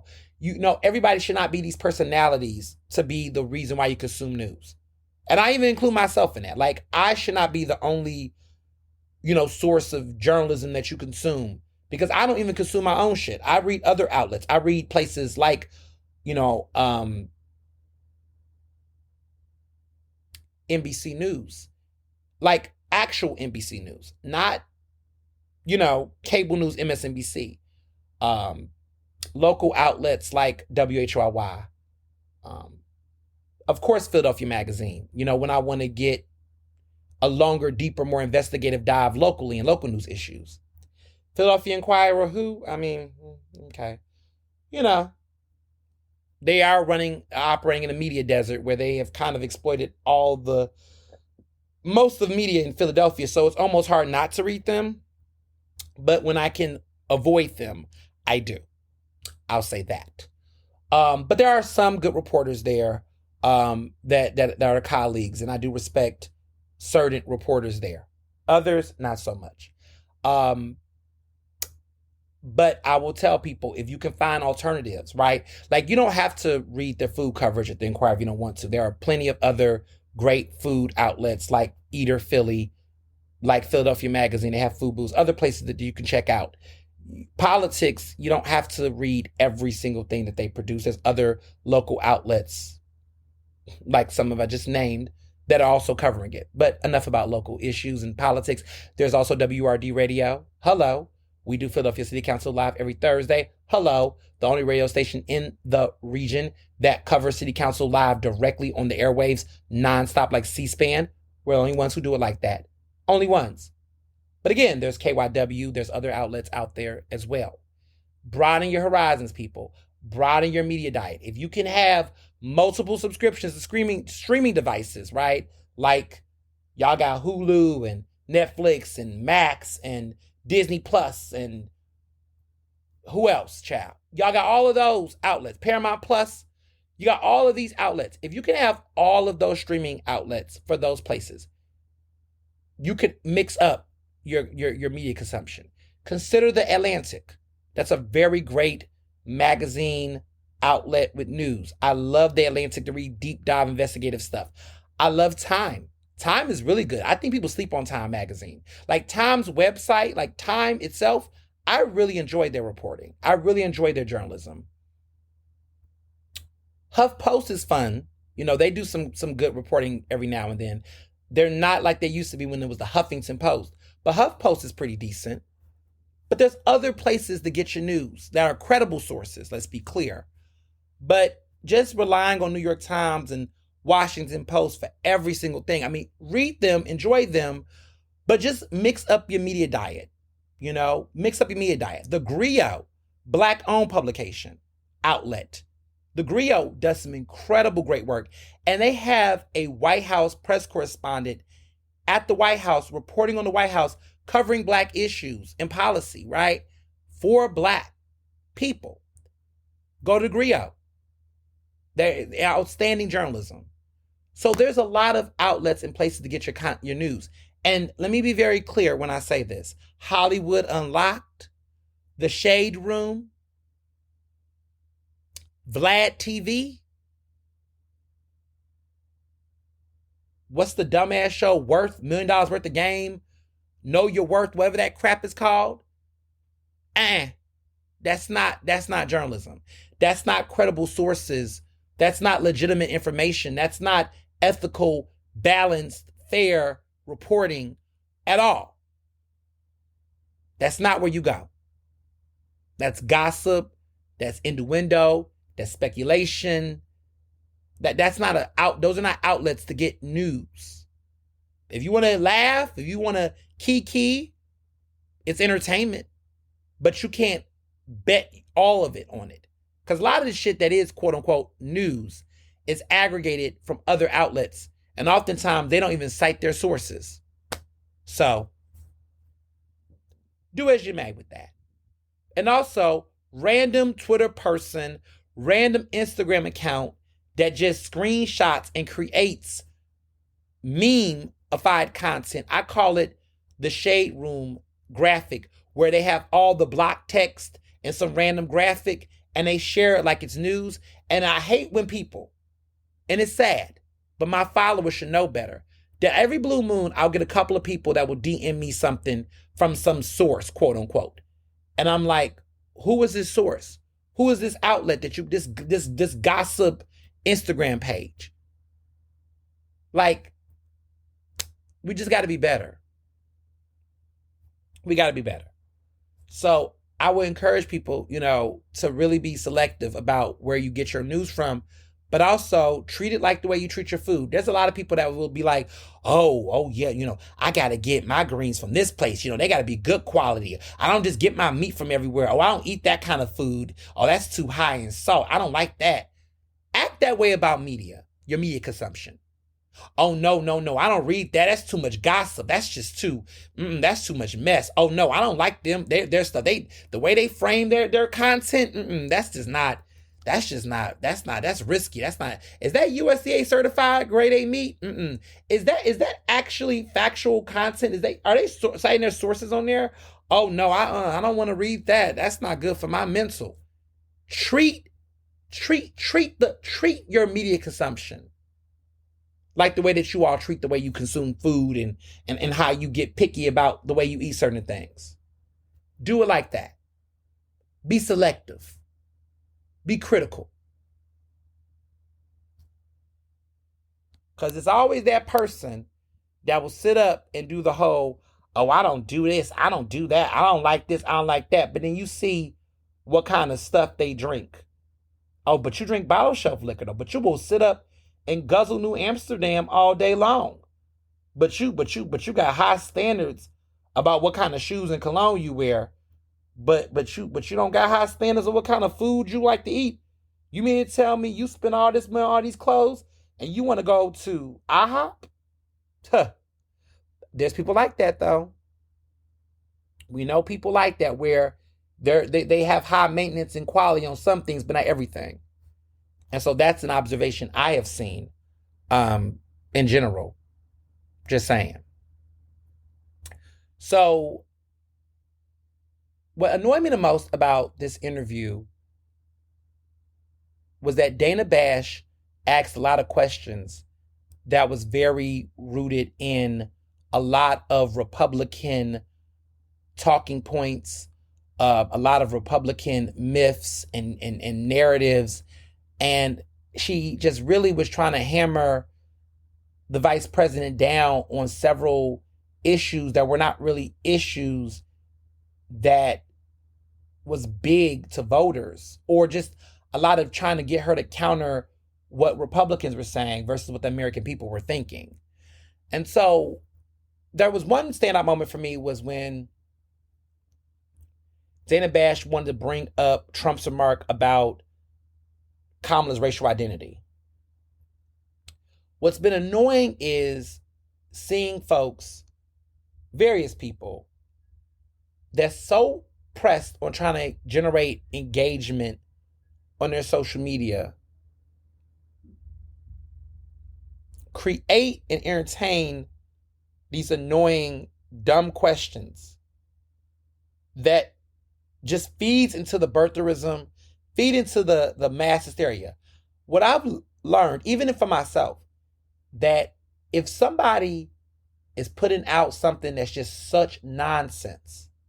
Now, let's be clear. They're not accusing you of a crime, because if they're accusing you of a crime, that's a different response.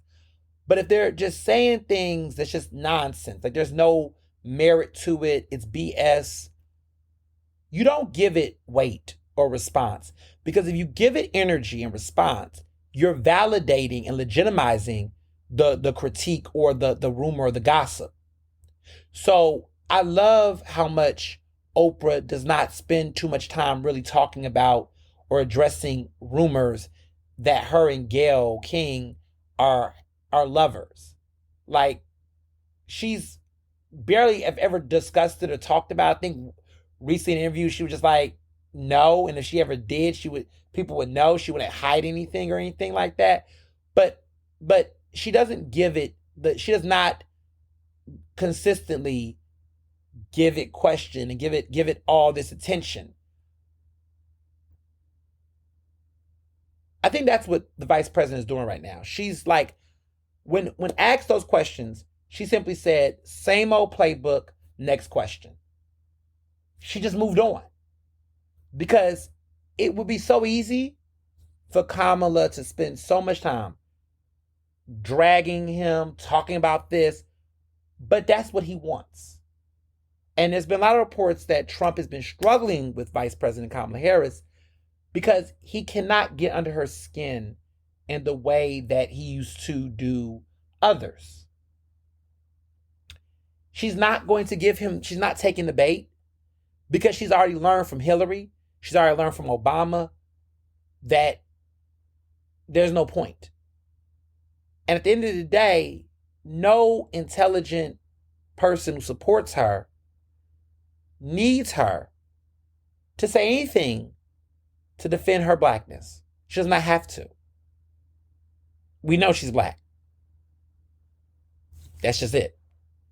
So, just like I would never need to justify or explain or defend my blackness, she doesn't have to either. And so when you allow, especially to a white man, who is he to get to define and tell her what she is? And why would she ever need to cow down to his demands? And why would a journalist feel like they need to expect her to respond to something like that when it has no value and no real legitimacy into who she is and what she's about? And at some point, we as black people just got to know when to hold it and fold it. And I just get so annoyed because I'm seeing black content creators, clout chasing off of this, like trying to create these conversations and debate. There's just no debate. Everything does not deserve a conversation. Like, that's not the conversation that we need to have. Because you know why? Because it's a distraction. It's mass distraction. And at this point, anybody who wants to question that and do all that, they're haters. They don't like her. They already know. They just want to distract. They want to be chaos agents. And there's no room for that. So I loved how she just kept it straight and kept it moving and kept going with the interview. But I just really felt like overall Dana Bash just spent a lot of time entertaining some of this was non-issues or just what Republicans would ask her. And I just don't know how effective of use of time it really was. But, people have their wants, their beliefs about what they think is a smart plan, and they run with it. So overall, I thought the interview was good for Kamala, good for Tim, good for the team, but not good for journalism, not good for Dana Bash, not reassuring anyone of the level of competency. I don't know, and this is my concern, I don't know if journalism overall right now is meeting the moment. I don't think they are, on how they're addressing this issue, how they're covering this, how they're understanding that the rules are very different in covering a black woman candidate, presidential candidate. Like, there's just a certain level of behavior and mindset that you have to have that just cannot be, you can't treat her and engage her the same way you did Biden. It's just not going to happen. And I think she's been very mindful and thoughtful about how she wants to move in the midst of all the stuff that's going on in front of her. So I thought the interview was solid. So what has not been solid has been Trump, per usual. Trump has been having some shady advisors and new ones. And also he's been switching up on his positions, which I can't wait for that interview. Because now all of a sudden, he's for IVF. He's for the government funding IVF. He wants, more weeks. Like the 6-week, abortion is not enough for him. He thinks that a woman needs more weeks now at this point. So he is definitely lessening his intense anti-choice positioning. He is definitely trying to soften his positioning on these issues. And it's like, oh, so when you said abortion wasn't going to be a big issue, I guess it was. And so now you're trying to, you know, slim down his position. Problem is, I don't, but I think a lot of voters don't trust him at this point. Like, you took credit for pretty much killing Roe v. Wade. You got a lot of pride in that. Now all of a sudden, you know, you want to take a more liberal approach. And so that has been interesting to watch. But his team now, who's advising him, is former Congresswoman Tulsi Gabbard, who was in many ways alongside the Democratic Party. Of course, she tried to run for president in 2020. No success. But she's kept her relevance nonetheless. Now it appears that she's now Team Trump, which should not be a surprise to many people, because if you've been following Tulsi Gabbard, who was in Hawaii, if you've been following her, you know that she's been going down this path for a minute. And Kamala was trying to warn us. And even Hillary Clinton was trying to warn the people at one point. Hillary still believes to some extent that Tulsi Gabbard's an op. Well, to find yourself on Fox News and being this strong proponent for Trump as a former Democrat who technically tried to run against Trump, look how we've come.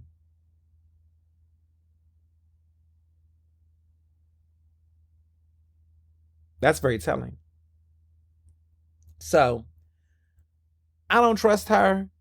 RFK Jr., another clown, another person that's just pressed to be relevant, but another clown and another circus. And so, why is this happening now is the question that people might be asking. Personally, I think the mojo and the thrill of Trump's campaign lost its wing power the moment Kamala announced she was running for president. And I think Trump has not been able to really capture the public's attention with the same level of gusto and fever that he used to have. It's just, there's no excitement there. There's been so much interest in the very, unexpected, shocking move that it's been interesting to watch. And I think part of the issue is that he's incoherent. Trump is very incoherent. If you care so, viewer discretion is advised. But if you care to watch, or just for studying purposes, watch a Trump rally at this point, any rally he's doing, it's just sad to watch. It's funny to watch, but it's also sad to watch. It's like I'm not even being sarcastic. I'm just like, I don't know what the fuck he's talking about at this point. Like, look, in 2016 and 2020 when he spoke, I didn't agree with anything he was saying, but I knew what he was saying. I understood the points. I read the racism loud and clear. The white supremacy was loud and apparent, right? No confusion. Now hearing him talk, it's just off script. It's deranged. It's all over the place. There's no true, clear understanding about what he really stands for anymore. The bigotry, the racist talking points, the xenophobia, yeah, that's still there, but now it just rambles. And he pretty much sounds like an old, tired man who just wants somebody to recognize and see him in his last days.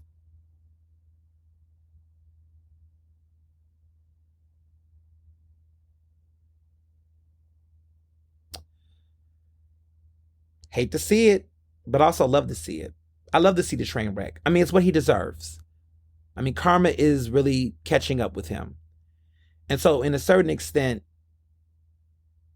it is annoying because these mainstream journalists, right, are still doing this false equivalency, which brings me to my next point about this. These undecided voters. We got to stop this, y'all. We got to stop this. I don't believe there's any undecided voters. I don't. I really don't. I keep saying this. Like, I don't believe there's any undecided voters. I feel like people know who they're going to vote for on November 5th, and they're just waiting for the clock to pass. And what's even more interesting is that the more and more we keep hearing people say they're undecided, here's what my questions are to Black folks that I hear specifically. And this is a Black person's conversation for these like 35, 45 seconds. When I'm on Twitter, when I'm on social media, and I hear people say they're undecided, what I also have heard from these individuals is that they're spending so much time talking about Kamala Harris. They're spending so much time fixating their questions and their intensity on her solely. You know, what policy is she gonna have for what's the Black policy agenda? What's she gonna have for Black voters and this, that, and third? And I'm sitting here looking like, okay, you're asking those questions. You can as a voter. But why is all of the questions, the confusions, the hurt, the heat is only fixated on one candidate in this race? Like, if you're an undecided voter, shouldn't the question be more so on both sides? Like, oh, I'm going to ask, like if I'm seeing the social media, if you're an undecided voter, why is all of your tweets, all of your messages only directed at the Biden administration and Kamala Harris? Like, if you're undecided, why are you only seeing flaws in Kamala's campaign, but you just really don't even say anything about Trump at all? Because if you're an undecided voter, you're not sure whether or not you want to vote for either Kamala or vote for Trump. Like, you're an undecided voter. You know you're voting, and you're undecided on whether or not you're going to vote for either or candidate. If that's the case, then why are you only fixating on one candidate? So that's always my first red flag when I hear people say undecided. Like, if you're talking about one candidate and only obsessed on what one candidate gonna do or not do, then that to me means that's a sign right there.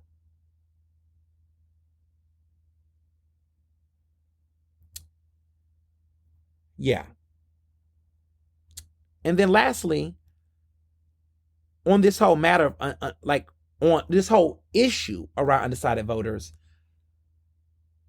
why is all the conversation on policy, specifically I'm talking about Black voters who claim they're undecided, there's always this talk every 4 years of what's the Black agenda? What policy does she have for Black Americans? I just want to know, because I'm a little confused here. Unless you're talking specifically about reparations, what are these specific Black policies that you're talking about specifically? Because if you're talking about healthcare, reproductive rights, addressing infrastructure and poverty, public safety, right? Those are not Black issues. Those are all of our issues. And all American issues in that regards, these are issues that also impact Black people. And so I'm just trying to figure out, what are these specific Black policy agenda issues that you want her to speak to? Because every person that keeps saying, where's her policies for Black Americans? What is that policy? What do you want her to support? Because I understand people on foreign issues, right? I understand people's critiques about her foreign policy. I know what they want her to do when it comes to Israel, right? They don't want her to send any more weapons to Israel, right? They don't want her to keep giving weapons to Israel right now. I get that. I hear that concern. She's not trying to do that. But there is the critiques for those people. They want a policy that she's not trying to address in that way. Heard. Now, back to this black agenda and this policy. I have not heard from any of these people specific policy issues that they're claiming are black community policy issues. I guess I missed the meeting. I don't know. But whatever they are, my first question is, what are they? My second question is, why are you not articulating that? Because you keep saying, what's her plan for black Americans? I feel like she will tell you healthcare access, lowering the cost on prescription drugs, addressing employment issues, making sure our communities are safer with funding towards public safety initiatives, addressing issues around public education, fixing these damn cracked up roads and giving more budget to infrastructure. She's got things, right? So as a black American, what she just said, I'm cool. I'm like, yeah, that's what I give a damn about. I don't know what these other things are. And what's interesting is I'm not hearing any of these people articulate what they want her to address or what they want her to support. Like, what's the policy, right? Like, is it reparations? Do you want her to create a reparations policy? Okay, that's one thing. But what are the other things? Because I'm not hearing that. Which also lets me know a lot of this is disingenuous. Because let me say this. If you are, for the first time, specifically demanding a presidential candidate to address a quote-unquote black policy agenda, whatever that means, and you have not asked the governor of your state, you have not asked the mayor of your city, you have not spoken to your respective congressperson in your respective congressional district, if you have not had that smoke for any of those people around this black policy agenda, please shut the fuck up and sit the fuck down. And we just got to say that, because at this point, this is debauchery. This is distraction. This is chaos. And I'm sick of it every fucking 4 years, because I hear this every fucking 4 years. If you don't want to vote for Kamala because she's a woman, just say that. But until then, I'm speaking. If you don't want to vote for her, just say that. But until then, I'm speaking. If you don't want to support a black woman because you don't think a black woman should be in the White House, just say that. But until then, I'm speaking. If you really don't want to vote and you're not registered to vote and you really don't give a fuck about voting, just say that. But until then, I am speaking. Like, I don't care about all. I just wish I would just have more respect for my time if people just was honest about what they really want to do. Because all the coyness, all the tiptoeing, all the moving the goalpost, all the overthrowing responsibilities and obligations and expectations and last minute requests on a person, I know what it looks like. It looks like that person that you made a date plan with, or dinner plans with, or a meetup with a friend, or a business colleague. And they said yes in the beginning. And then all of a sudden, for whatever reason, they start asking all these questions they didn't ask before. Well, what's on the menu? You can Google that shit. Like, you can Google Kamala's platform, her platform. You can Google that. You can read up on her positions. But but you're asking what the price is, right? As if you couldn't find it already. Then you start asking questions like, what time? What time is it? Are you sure it's at 7? And then you start just asking more and more questions. And then you start throwing in these excuses at the last minute. And the next thing you know, the day of, an hour or two before, suddenly work then kicked in and you don't have time anymore. But you knew that shit a couple of days ago. But you had a feeling a while ago that this might not work. But you knew you was already procrastinating and slacking before that fucking due date. So I know how this works. And I know what some of these people are doing. They're not undecided. They're not confused. they're not doing it.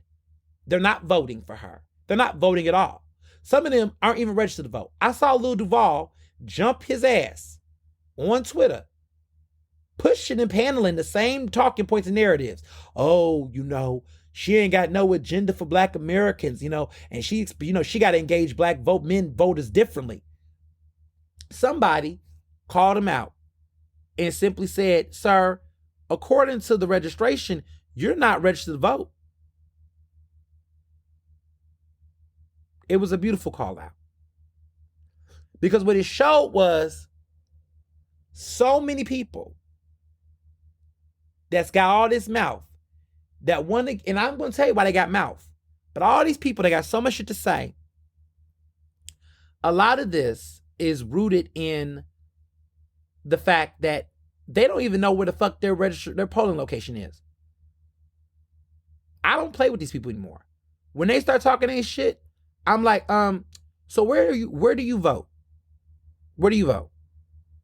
What you mean? This one idiot told me, oh, I vote online. Oh, you vote online.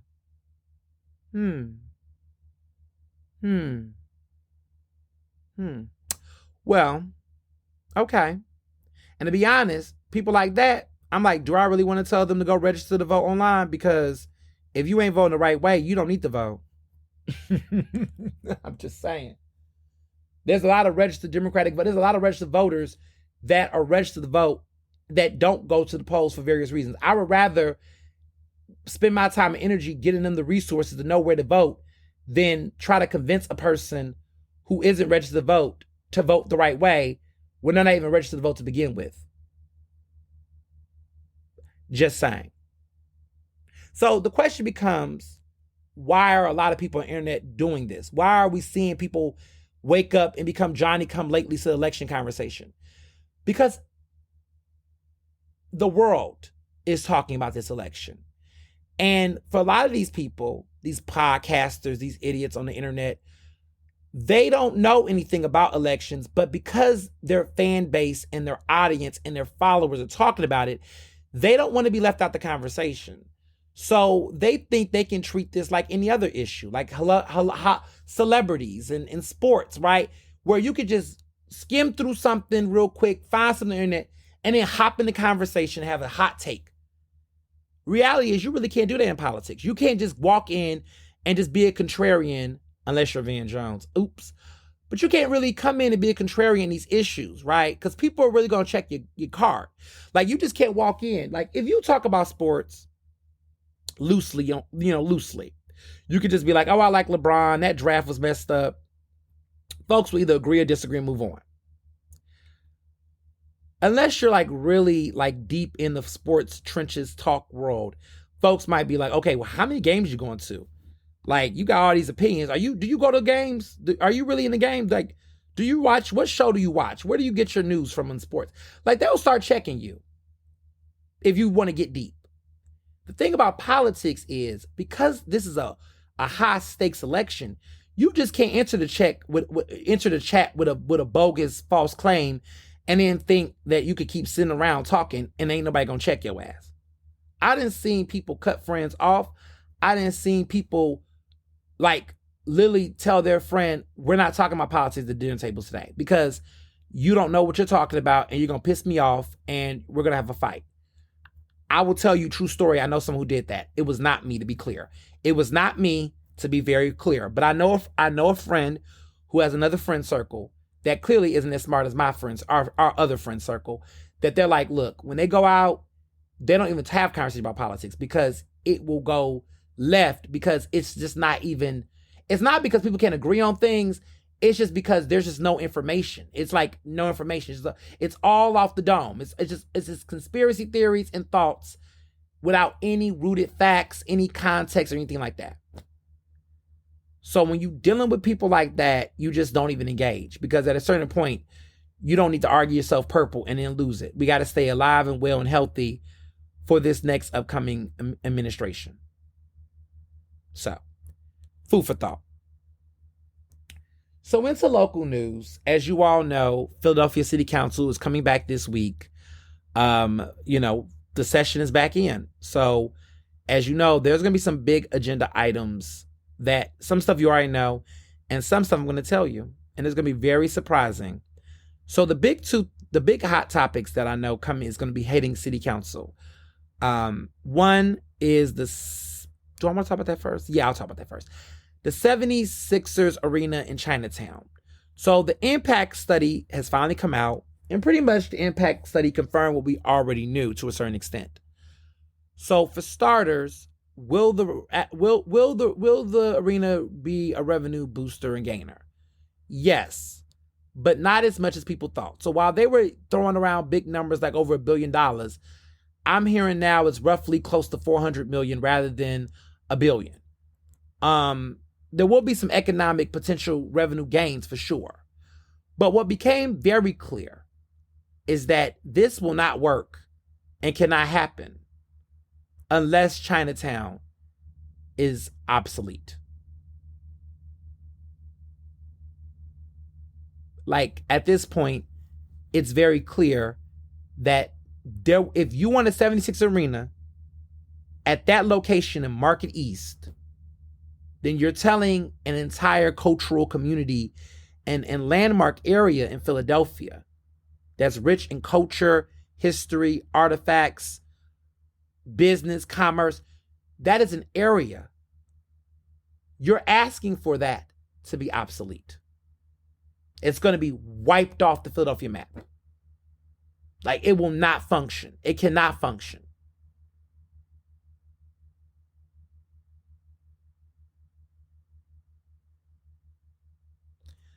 So I am not for the arena. I want to be very clear. If you didn't know, now you know, or you know again. I'm not for the arena. I don't support it. Because to me, I think that if we start this precedent in Philadelphia of literally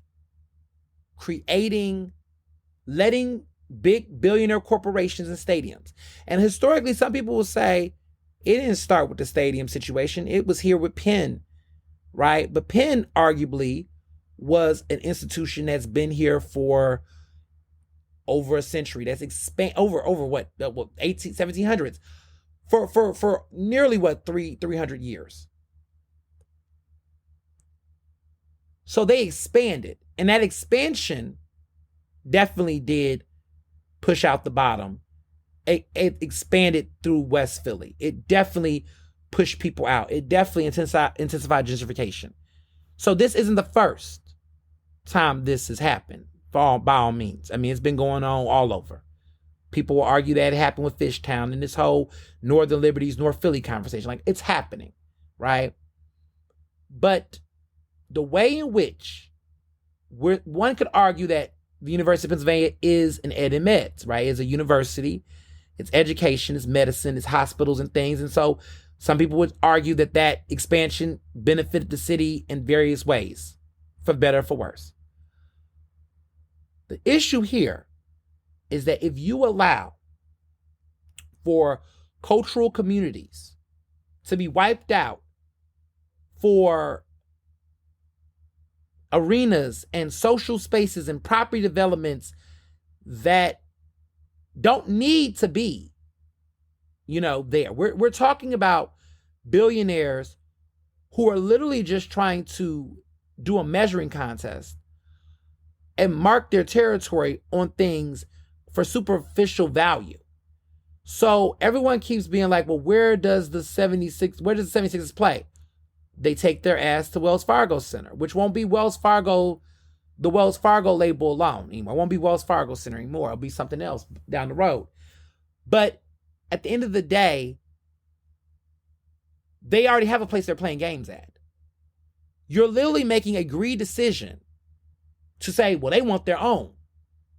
And I hear stories, right, that there's possibilities that, look, could there have been a situation where Wells Fargo and then worked it out? And they could have sold it over, whatever. But that's not what this billionaire wants. This billionaire wants something brand new, something fresh, and he wants to put it in Center City where he wants it. He doesn't care about how this is going to impact Chinatown. He doesn't care about the consequences of what else will happen. the level of congestion and traffic, all this other shit. Like, he doesn't care about any of that. And if we allow this to happen in Chinatown, they will do it in North Philly. They'll do it in West Philly. They will go and will blow off black neighborhoods. They will. They already have done it, but it will just become the norm. So somebody's got to put their foot down. Somebody's got to tell big labor in these groups, no. That while it was good in some instances, promising in some instances, it became a bad reminder of history.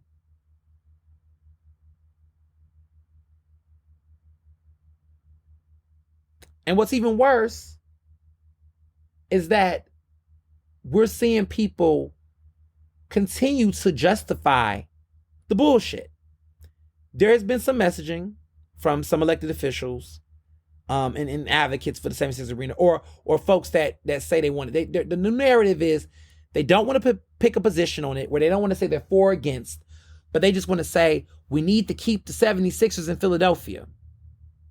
And they're trying to act like there's this real existential threat where the 76ers might leave Philly and go somewhere like Wilmington, because other places like the Wilmington mayor in Delaware, I guess, put out a tweet entertaining the thought of, oh, come by here. But the truth of the matter is that while others might try to court the 76ers and they might try to entertain it, the tease and troll, they're not leaving Philadelphia. They ain't going anywhere. Because they also know of their influence. And they also make money here. And so I don't believe for 5 seconds that they would actually leave Philadelphia. They're not going to leave Philadelphia. And to also be clear, I mean, if you look at what happened with the training facility that they put in Camden, you know, George Norcross, you know, who's now indicted businessman George Norcross, he's not really put much into it right now with everything else going on with him.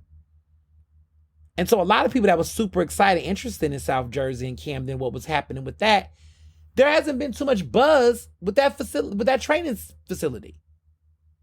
So I just feel like all this hype and this fear, they're not leaving.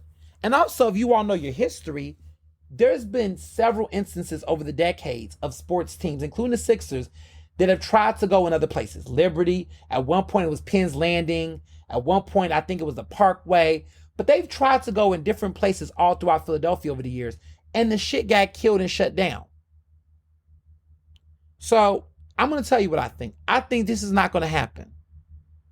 I don't think it's going to happen. I don't think the mayor is going to support it. I think the issue has gotten so polarizing. The protesting movement has increased and continued to increase. And it's at a point where it's obvious that the interest is just not there. Like, this is being forced down our throats. At this point, the 76ers and the basketball community, quote unquote, are trying so hard to force this. But at the end of the day, it ain't like the 76ers got a championship ring in this right now. It ain't like they out here just really killing it. It ain't like they got an Allen Iverson type of moment. I mean, the energy is just not there. I mean, yeah, they're not crappy like they used to for a little bit, but they're also not hot. Like, they're not the Golden State Warriors, you know? They're not the Boston. Ooh, let me leave that alone. But I'm just saying, okay, I'm going to throw some shade. If y'all was like that other team in New England that was out here, maybe. See, the Eagles is hot. Eagles just won the championship not too long ago. Let's just say the reversal fortune was different. Let's say that it was the Eagles, fresh out of a championship, and they decided that, you know what, they even made it to the finals. So, you know, but let's just say they decided to you know, do this, and they wanted arena. I will tell you right now, I would not be for it because I'm not for gentrification in Chinatown. But I could honestly easily see folks being divided. And I could easily see the case to say, look, they're a winning team.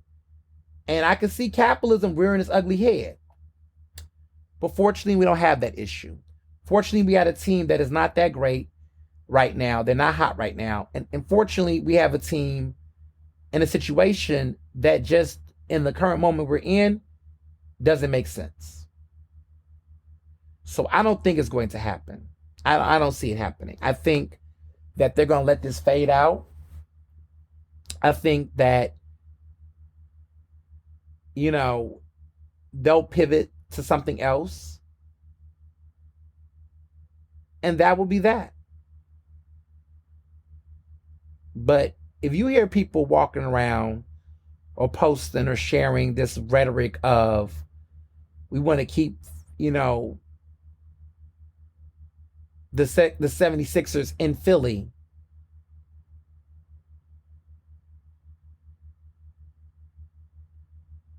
just consider that. Just consider where that's coming from and what position that is. Because the neutral position is, they're not saying, they just keep saying they want to keep it here. But they're not saying they want to keep the arena. But they're also not trying to, it's a vagueness to what they're saying.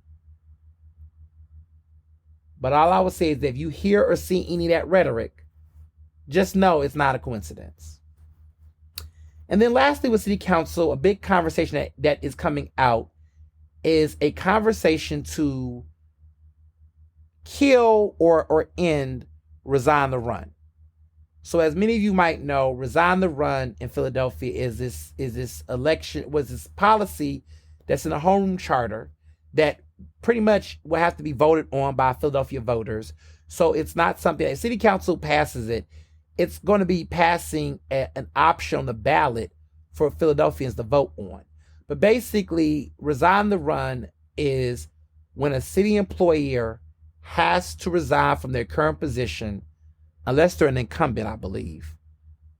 But they will have to run from their current position, and if they want to run for a different position. So if you're an incumbent, you can still work while run, right? If you're an incumbent. So if you want to, let's say, for example, you are a member of City Council and you want to run for re-election for City Council, you don't have to you don't have to resign from your job to do that. But let's say that you're a City Council member that wants to run for mayor, or you are a staff employee that wants to run for a city controller. You would have to resign from that position in order to run for the other one. To run for that one, right?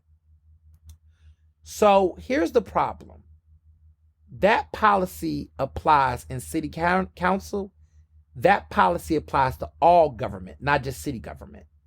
So if you want to run for governor, you would have to resign to run for governor.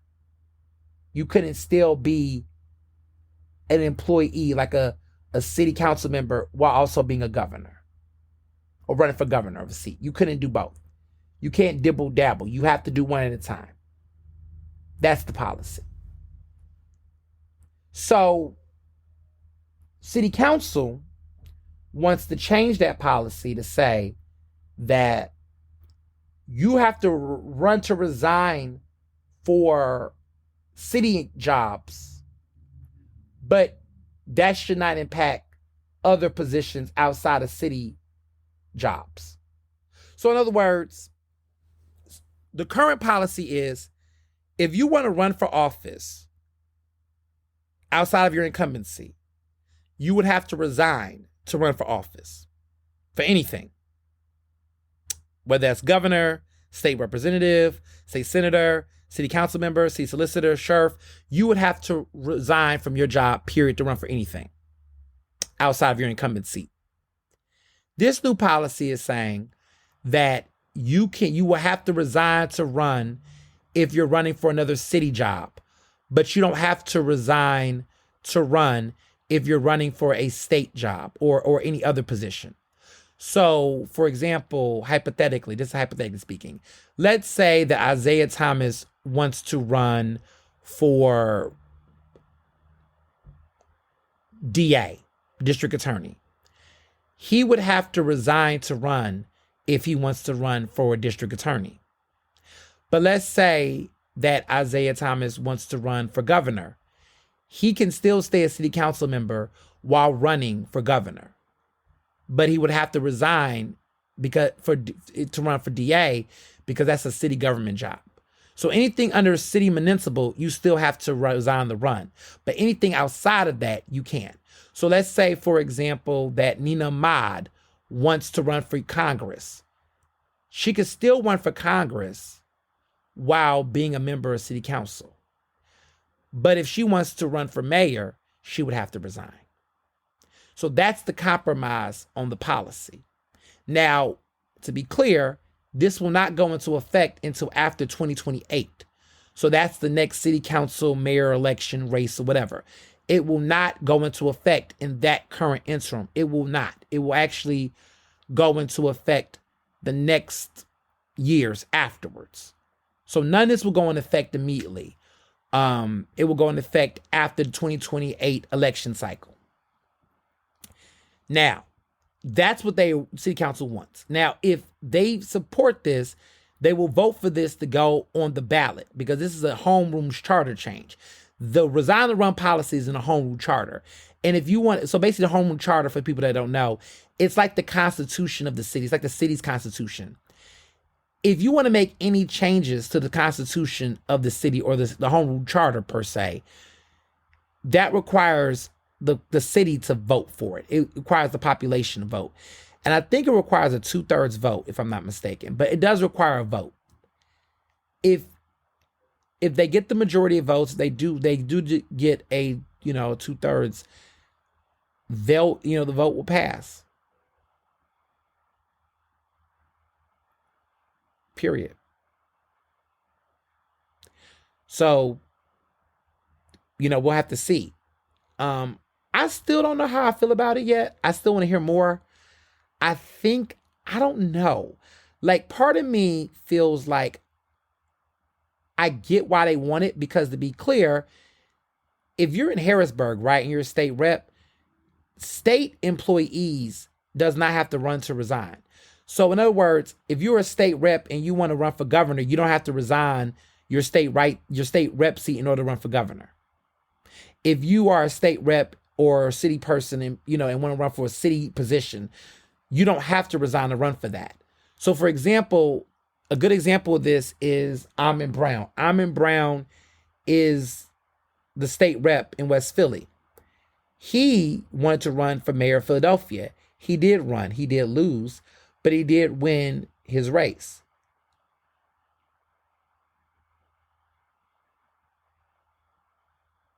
When those kind of policies come into effect, I do feel like it does open up a door to slightly double dipping. Like, what if you have, somebody who wants to just run for Congress and run for all these positions, but they're still on taxpayers' dollars? I don't know if I like that. Because, I'll give you an example of somebody who's double dipping right now. Like, Malcolm Kenyatta. Like, this man gets to be state rep, but he's also ran for U.S. Senator. He also is running for Auditor General right now, but he still gets to run to be a state rep, and now his seat is locked, so he gets to double dip while running for multiple seats. I think that's reckless, because then what happens is it opens up a special election. There has to be a special election, more money. They have to fund that election, that race, and do all that kind of stuff. So I guess I'm not too crazy about it. I don't right now. I would say that I am 55% against, 45 for, but that could change if I hear more. But right now, I'm just kind of not feeling it. I'm not too favorable for it, because I just kind of feel like this is how you get career politicians. Like, this is how you become a career politician. Because none of this actually has anything to do with regular citizens. This is about elected officials that want people to vote for them, so they get to have these, opportunities to run for office, and also get to play the system and lean into nepotism, right? And their connections. And so in a way, what's sad about this is that if we give them this vote, it pretty much keeps elected officials that are currently in power allowed to rotate around various seats and offices. And not everybody's equipped for that. I don't mind if one person or so do it, but when you see a bunch of people trying to create a policy change or something like this, it's more like they're thinking about themselves and their own personal political futures rather than considering how democracy gets played in it. So that's where my reservations are, to be honest. And we'll see how it plays out. It might be people coming up talking to them about it, and letting them know how they feel. But I just see so many parallels to a certain extent with how some of these people are taking these positions and having these takes on some of this stuff. I just want people to stay woke and informed, period. So we're on a more lighter topic. I don't know if it's lighter, but well, it's lighter because it's not dealing with politics and everything else in the world, but about food and about a man named Keith Lee. So a couple of episodes ago, I want to say maybe earlier this year for sure, I had shared some of my reservations about Keith Lee and the rise of him. And I want to say before I go in that I think Keith Lee as an individual, right, as a person, outside of his occupation, I think he's a sweet guy. I mean, he's a married man. He's a father. He seems dutiful and faithful. Seems like he's charming. And seems like he means well. And so my critique, since people want to be food critics, but I'm giving a critique. My critique is less about him as a person, but more about this occupation. And it's one of those things where you know how people say you have a friend and you like who they are, but you don't like what they do? Meaning, like, well, I don't, I'll have some examples, but I'm gonna, what I will say is like, you can have a friend that, well, I don't know. Do I have any friends who I don't like what they do? Like I was going to say, well, what if you have a friend that's Republican? Nah, I don't have no Republican friends. Okay. I don't have anyone currently, but I will say there was a time when I was friends with somebody who had an occupation that I wasn't fond of because I felt like it was a little disingenuous. We're not friends anymore. It has nothing to do about their occupation. It's other things. But what they did for a living pretty much was rooted in a level of like counseling, but they weren't a professional counselor, if that makes sense. Like they weren't actually someone who had a clinical degree in psychology that's focused on, this work on a professional academic level. Kind of like my good friend, Dr. Parks, right? She does the thing. She does the work. This person wasn't doing that, but this person just felt like they had this innate sense. It was almost like a side hustle. Like part of their problem with them was that they didn't have a real tenacity to get their ass up and go to work, like to really put in the work to do whatever they was interested in. They always just wanted to just jump and do it, but they didn't have any self-discipline to read up on it, do the research, do all the things. And that wasn't the reason why we stopped being friends. But when I look back at the direction I was trying to be in my life, and this was like 8 years ago, but when I look at the direction of where I was trying to go in my life, we just weren't aligned in values for various reasons. And I think that part of this might have played a role in it. But anyway, they as individual, when we were friends and things were good, they were sweet, nice, hospitable, very compassionate, very nice person, all the things. But what they were doing though was they were running this business where they were trying to, basically give people life advice and give them this level of helping them through traumatic times. And they were framing themselves as being an expertise in holistic healing and all this type of stuff, and was framing themselves like, maybe what you need is a spiritual guidance person rather than a therapist. And pretty much their hustle was they was charging people for these services that was not, work of a therapist. And I know more than I know. I know way much more about where I know now, and how I feel about it completely now. I have all the convictions. At the time, I always kind of felt like, this is a little weird. Like, why? Like, don't you think of like what? But they tried to frame it like all this other stuff. Basically, they used all the right words. They was a great salesperson. They knew how to spin it. But at the end of the day, my personal thoughts about it was this ain't the right way to do it, and this is a little this ain't it, and that was how I felt about it then. But even now, I'm even more with all the education, all the knowledge I know about professional support and guidance. Everybody just can't be out here diagnosing people. Everybody out here shouldn't be prescribing people things and doing things. It's really against the law. But I'm no Karen. I don't think they do it anymore, to be honest. I think they're doing other things, but it's just, I love them as a person, but I just do not like what they do. And so I think that's kind of how I feel about Keith Lee. I don't know him like that, but I feel like overall he seems like a very sweet guy, nice guy, seems decent. Respectively, right? Relatively, I would say. Compared to what types of dudes with his level of influence and clout, what kind of dude he could be with that attention. Because we see a lot of men who have that kind of clout that Keith Lee has and the attention of him, and yet he could be, leveraging it and doing very harmful things. And I think that's the appeal of Keith Lee. He's under 30. He's a Gen Zer. He has a great social media following. He's, a thoughtful, kind person. And just, he's a family man, got married very young, has kids. He's a father. He showcased his wife. He's also a Libra. Ooh, interesting. He was born in 96, so he'll be 27 in October. So he's actually 26 years old now. He's a Libra. Interesting. It is the year of the Libra, isn't it now? I told y'all the year of Libra. Libras is just doing it. But not all of us are doing it the same, or as we should. But he is out there. He's 5'9". He's a small man.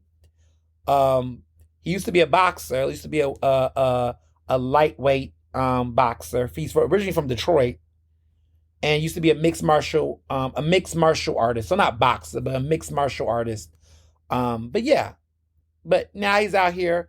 He's an influencer, and he's described as an American food critic. So let's get to it. I just want to put that disclaimer because I'm about to go in, and I didn't want y'all to go. See, this is what y'all do. Y'all go on the second part, and I'll talk about the first part. I know how the audience be. Some of y'all do the whole, ooh, Ernest went in on Keith Lee. He dragged him. Before I sit you down, let me pick you up. So I want to be clear that, because a lot of y'all also will act like, some of y'all will act like I'm not aware of all the other things of a person when I'm critiquing. And as somebody who thoroughly reads, I recognize that I have to acknowledge those things so that people don't think I'm being one way on something. So I acknowledge the allure and appeal of Keith Lee. He's very charitable. His intentions is to uplift Black community institutions, especially those who struggle to get the level of acclaim, marketing, and things. Got it. Love it. Get it. So here's what he do, and here's the problem. So Keith Lee's whole mantra is that he pretty much wants to support local Black-owned restaurants and businesses. It normally is Black-owned, but sometimes it's diverse. It's Black and brown, so it's diverse. But I've never heard of a white business getting support. So it could be Asian, it could be Dominican, Latino, Asian. So I think he's a little bit more diverse. But I would say typically the majority of the businesses are Black, but we'll just say Black and brown. He travels from city to city with his wife and his family. They go to these small Black and brown owned restaurants or food shops. Restaurants might be a little big because some of them are not restaurants. Some of them are carry-out, takeout spots. But whatever the place, he goes to food places. And he goes there. He, tries several things off their menu. He gets recommendations from the community. So he's like, look, I'm going to Atlanta. Where should I go? And so people get his DMs and they tell him where to go. They say, oh, Keith Lee, you got to go here. You got to try this. You got to check these people out. They got the best wings. They got the best whatever. And he aggregates his data in his list based on what the fans are telling him. So if a lot of fans, well, I guess the algorithm will be like, let's say they're giving him 10 places. If it's like the Academy Awards voting, whoever is the common vote out of all the people gets ranked higher.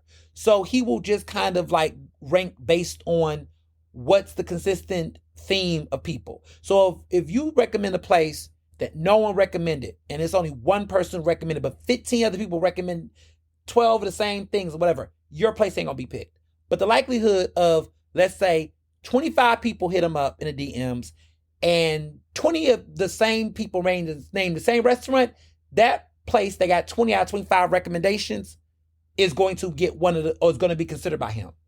And to a certain extent, I've heard that, you know, behind the scenes, I hear that the streets be coordinating. Like folks be having a cousin, mama, friends, brothers, uncles, getting in them DMs, letting Keith know what's good to guarantee Keith looks at their place or check they spot out. So what Keith will do, he'll roll up. What he tries not to do is he does not reveal himself. So he does not go and pick up the order. He does not want to be seen. And he does not let the restaurants know it's him. He tries not to make his presence known before he eats the food. Now, we'll get to what happens afterwards, but he tries not to draw attention to himself. He tries to get someone to get the food, make the order, place the order, whatever, but he tries not to roll up to the store and anything, because, you know, the whole plan is, it's like a secret eater, secret shopper type of thing, for those who know what that is. It's like a secret shopper experience. He's like a food health inspector. You're not supposed to know. But while all of this is taking place, he's getting the data. He's getting information. He's getting lots of information about how long their food wait is, what kind of service, is it sanitary, whatever. And there are cameras on the people when they're getting the orders and picking up the food. So there's a lot of elements that's shaping what's happening behind the scenes. So once the food and all that stuff gets done, once things are done, they get the food, whatever, he will then eat the food on camera. Now, I forget what they call it, but there's this Asian trend in like Korea, Japan or something, where there's like a sexual fetish where people love to see small people eat big things in their mouth and slurp and make the sounds. I don't know how to pronounce it. I'm not into it, but one of my friends was like mentioned that part of the allure of his videos for certain people is this effect. So there are like social media, I guess there's like, maybe in Korea or Japan or maybe China, but like there's these videos, these like, you know, they have like these weird extreme like contest shows where people eat like big food and things like that. But apparently there's a sexual fetish of small, skinny, petite girls or individuals that will eat big things and eat big amounts of portions in their mouth and and there's a fetish, and you know, you see them eating it and trying to eat it and the sounds they make and all that there's a fetish around that type of entertainment. And in American culture, we know there is that thing where people hear people smacking and eating and all that. So he plays up a lot of things. Like Keith Lee plays into a lot of aesthetically visual things that appeals to various audiences of his, whether he's aware of it or not. I can't say I know if he's aware of it. I'm not going to accuse him of anything. But his aesthetic plays into it. Like, I remember for a while, there was people thinking that they call it queer baiting, where I don't think they were saying it was queer or gay or anything, but basically, you know, certain things he would wear in certain personal videos and selfies and shirtless, like he just seemed to be playing into certain types of appeals to a more LGBTQ-esque audience, let's just say. But again, maybe it's intentional, but this is just some of his appeals, the way in which he brands and markets himself in certain types of situations. There's a reason why he has a diverse fan base, is what I'm getting at. So nonetheless, when he eats his food, he, you can hear him making the hums, the ha's. They zoom in on him on his lips, eating it. They zoom out. It's all of these different types of sound aesthetics and things is going on that plays into the video. And excuse me, because my calm, scholarly mindset is describing and being able to analyze this on a level that maybe some of you are like, oh, that makes sense. because I'm studying this, because I've been studying his stuff to observe it and understand what creates the hype. Research, but this is the allure, the appeal, and he's very consistent at it. Like, as somebody who studies branding and things, one thing people love is consistency. You know what to expect. He's always going to be on the passenger side of a car. He's always going to be wearing like very lax clothing. He's always going to be in daylight. He barely eats in the dark. He's always going to be very plain clothes wearing, very unassuming, and he's going to always do his thing with it. He's going to always have a white platter, and he's always going to eat something either hot, spicy, or flavorful and saucy, and all the licking the fingers. He's going to give you all of that aesthetic. That is what he do. Like, he has, in many ways, he hasn't trademarked that, but he has become, by far, that is a signature thing. And there are many, many wannabe Keith Lees in the streets. I'm not even going to name those people because they knockoffs. But there's a bunch of people that's trying to do that. They got their little followers, but he has made that. That is his thing. Is he the first to do it? Absolutely not. Let me be very clear. As somebody who knows the influencer scene and the food scene, he is not the first person to do it.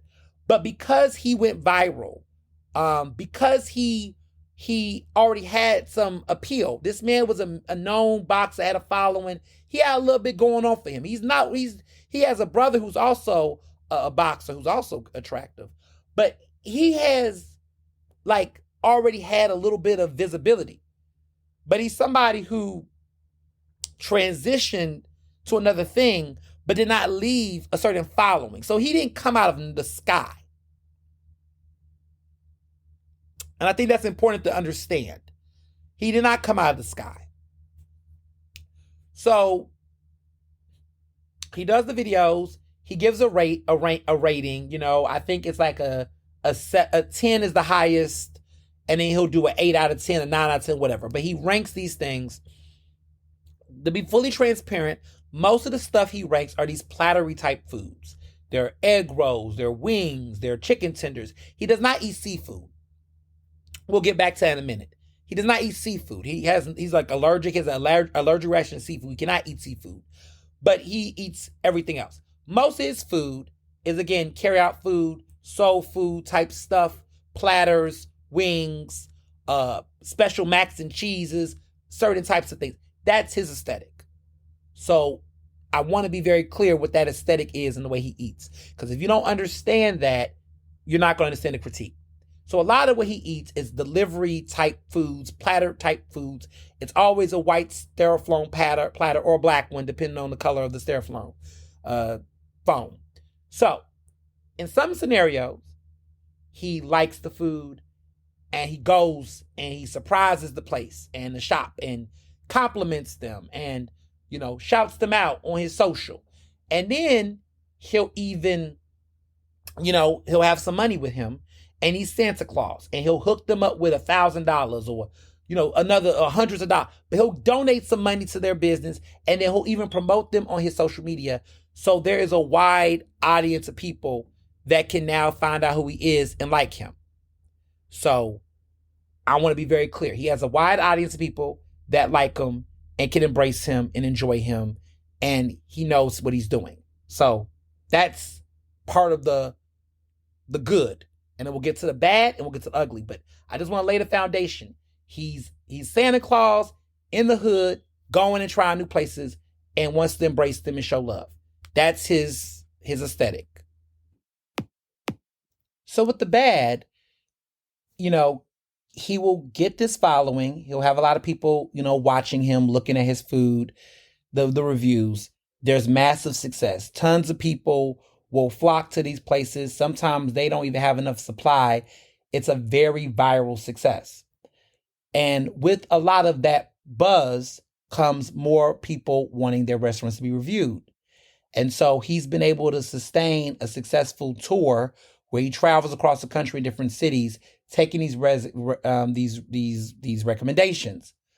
But what has happened is that he will encounter places that he does not like.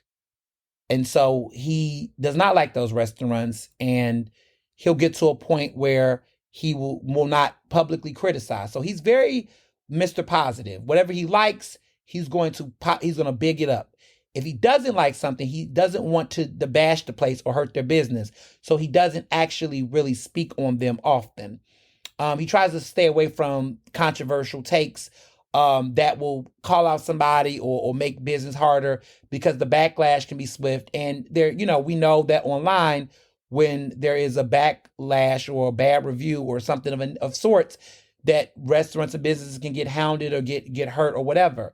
So he tries to steer away from bad reviews if he doesn't like them. And I get that. Like, I, for the most part, on my own social media and even in the work that I do at Eater Philly, we don't bash places. We just don't talk about them. And I think that there is power in just not acknowledging or speaking on something sometimes. Sometimes it's better in certain cases, unless it's political, because if it's dealing with people, that's different. But when it comes to things like food, movies, well, when it comes to certain things, I always tell people, in certain cases,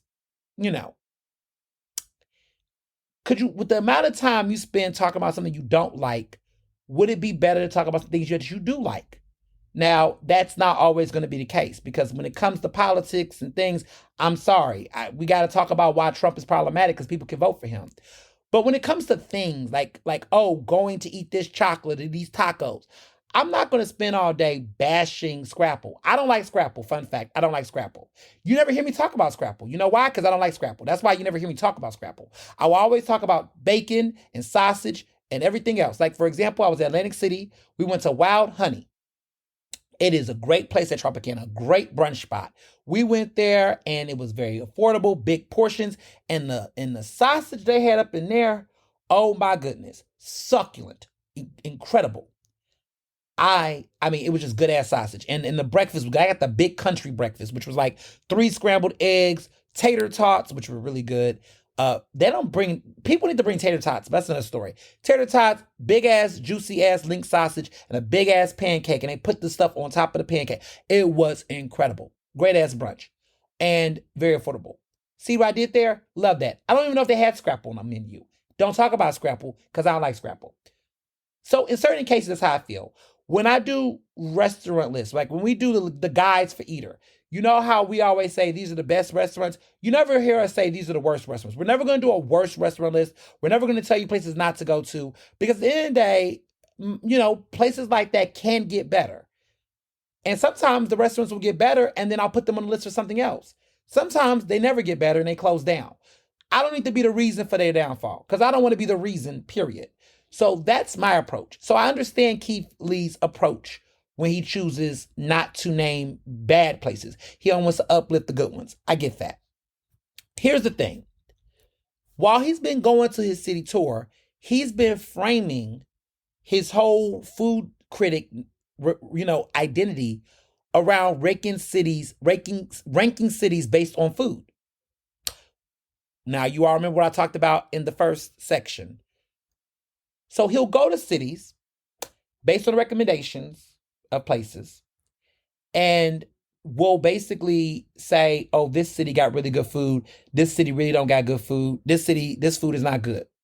Well, he landed himself in hot water because he went to DC and basically said that there was pretty much not that many places. He went to several places, over a dozen spots, and basically said there was hardly anything that was worth posting. And so there wasn't that many. He was not really that impressed. He didn't really like anything. And he showed examples, without naming spots, of places that serve certain foods that he wasn't a fan of. And so even though he showed that picture, people was able to track the picture online and find out the restaurant. And the restaurant ended up going on Instagram, apparently, allegedly, and basically said, we'll do better because they got heat. So even when he tried not to name the restaurant, just showing the image of the food, apparently people caught the food image, and that then became traction. It was a shit show. But nonetheless, he was saying that he went to several places and couldn't find anything good in DC. To which the internet responded to that and was like, wow, Keith Lee went to y'all city, DC, and said y'all food wasn't good. Y'all ain't got no good food in DC. What's up? Well, DC wasn't having it. They was not having it. And that brings me to my conclusion, the ugly. So here's the problem. I've been to DC. I've been to many of the cities that Keith Lee has ate at. Based on his rankings and how he talks about certain cities, he's wrong on his rankings. But the reason why he's wrong is because the conversation is you're not actually judging food in these cities. You're not even judging restaurants in this city. You are specifically going to the hood and checking out hood spots. And ain't nothing wrong with hood spots. I got some of my favorites. I live in West Philly, baby. I can go up to 52nd Street and there are several blocks.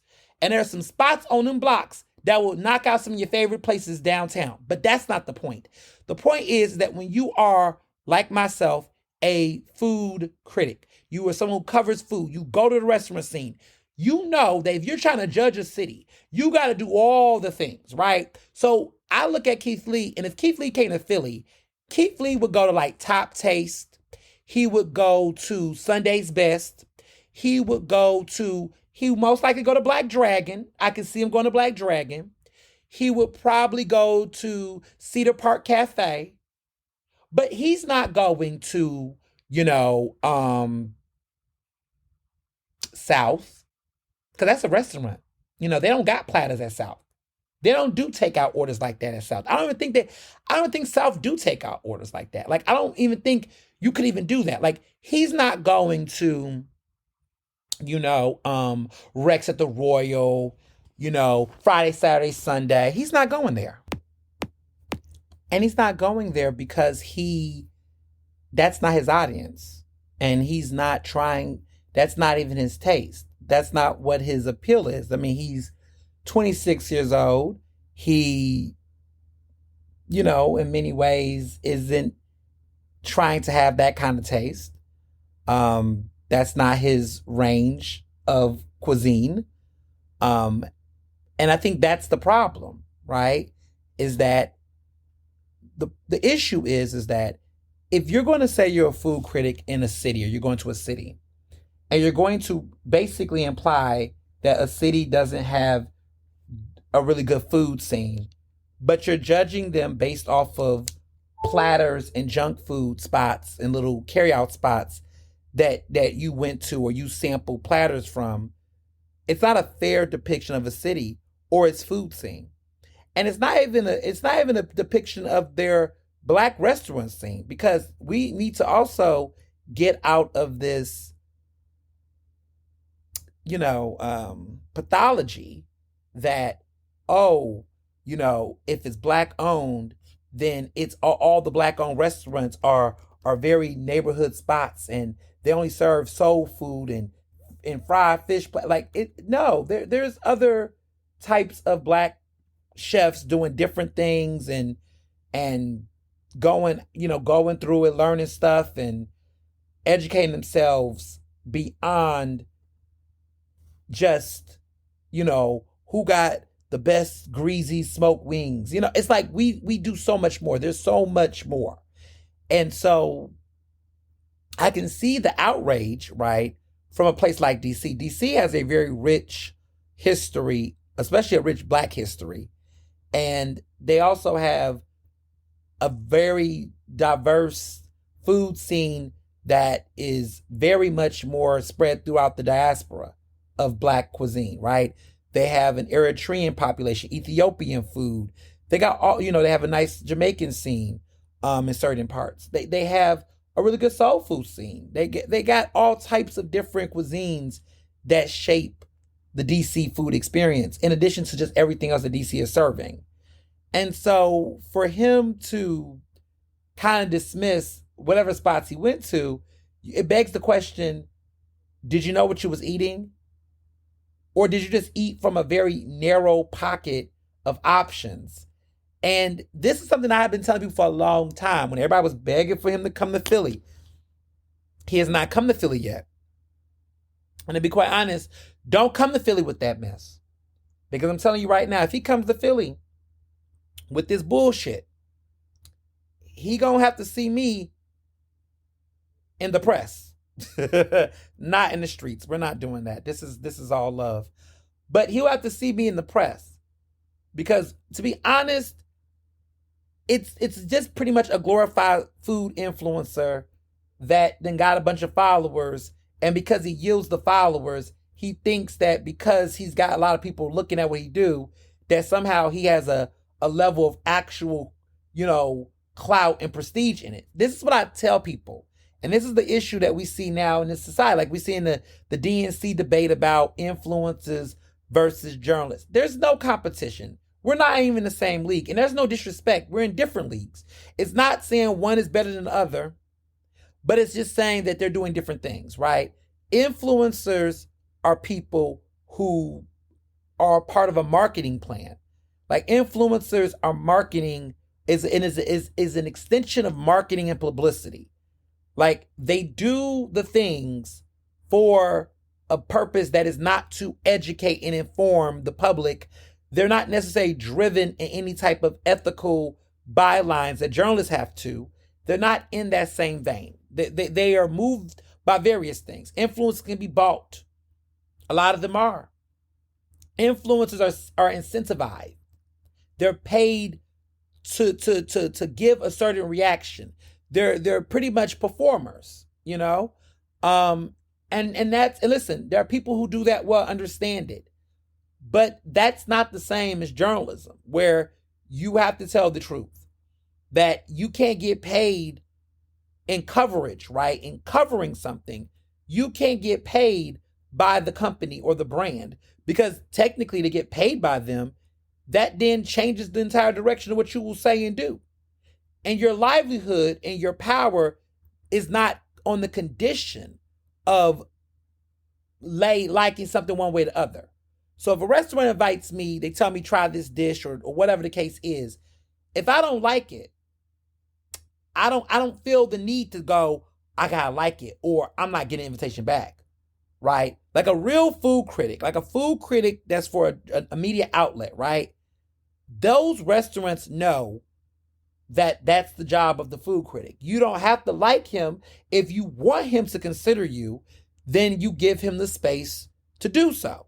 You give them the space, right? They got to do their job. And if you think you good, then you will want a food critic. If you don't want a food critic around, then that means you don't feel good about your food. And a lot of people, right, will say, why is this place not getting any reviews? Why is there no legitimate, food critics or voices speaking on this? Because that will shape people's mind. So if you really want a legitimate coverage, you really want an actual professional to do this work to cover it, journalists matter. Media matters in that regard. However, influencers, right, I see various ways. Influencers is not in competition with journalists, because what we do is we confirm and validate. What they do is amplify and promote. We're not doing the same thing. So if you get an influencer, understand that they're going to serve the job to help promote your business. My journalism may or may not help promote your business. Sometimes my lack of interest in your restaurant will give you no legitimate press, which means that you might have to rely on influencers, which also can hurt your brand regardless, right? What I'm saying here is that in these scenarios, only one side isn't codependent on the other. And that is journalists.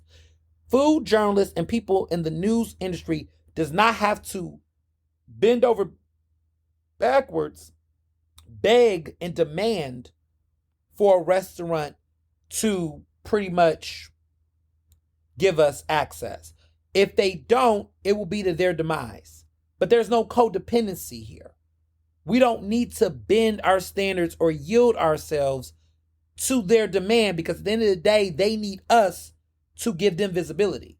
They need us in many ways to not just give them visibility, but to legitimize what their thoughts are, because the public at the end of the day needs facts. The public needs credibility. They want those things. Influencers don't have those things. They have popularity, some of them. They have acclaim, some of them, but they miss the actual ethical aspect of what they do because they're not in the same field and standards that hold them to it. So what are the ethics for a food influencer? What are the ethics? Don't steal, right? Don't steal people's content. But there's no standard, right? If you get paid right? They tell you put paid promotion. A lot of these influencers are not saying paid promotions. A lot of them are not disclosing. So, for various reasons, but there's a wild, wild west out there for them. And so we don't know what they're getting paid. We don't know how much. We don't know what. We're just seeing somebody create a reel and videos that makes us want to like it. That's cute. That's great marketing. That's another commercial for a company. But that's not journalism. And so the problem with Keith Lee is that he is an influencer. He's essentially an influencer. He makes his money off of his reels and off of producing this type of content. He's an influencer. He's not a journalist. Where he went wrong is he took a term like food critic, which is an actual journalistic term. A critic is a journalistic term because it is an actual expectation and ethics that follow that.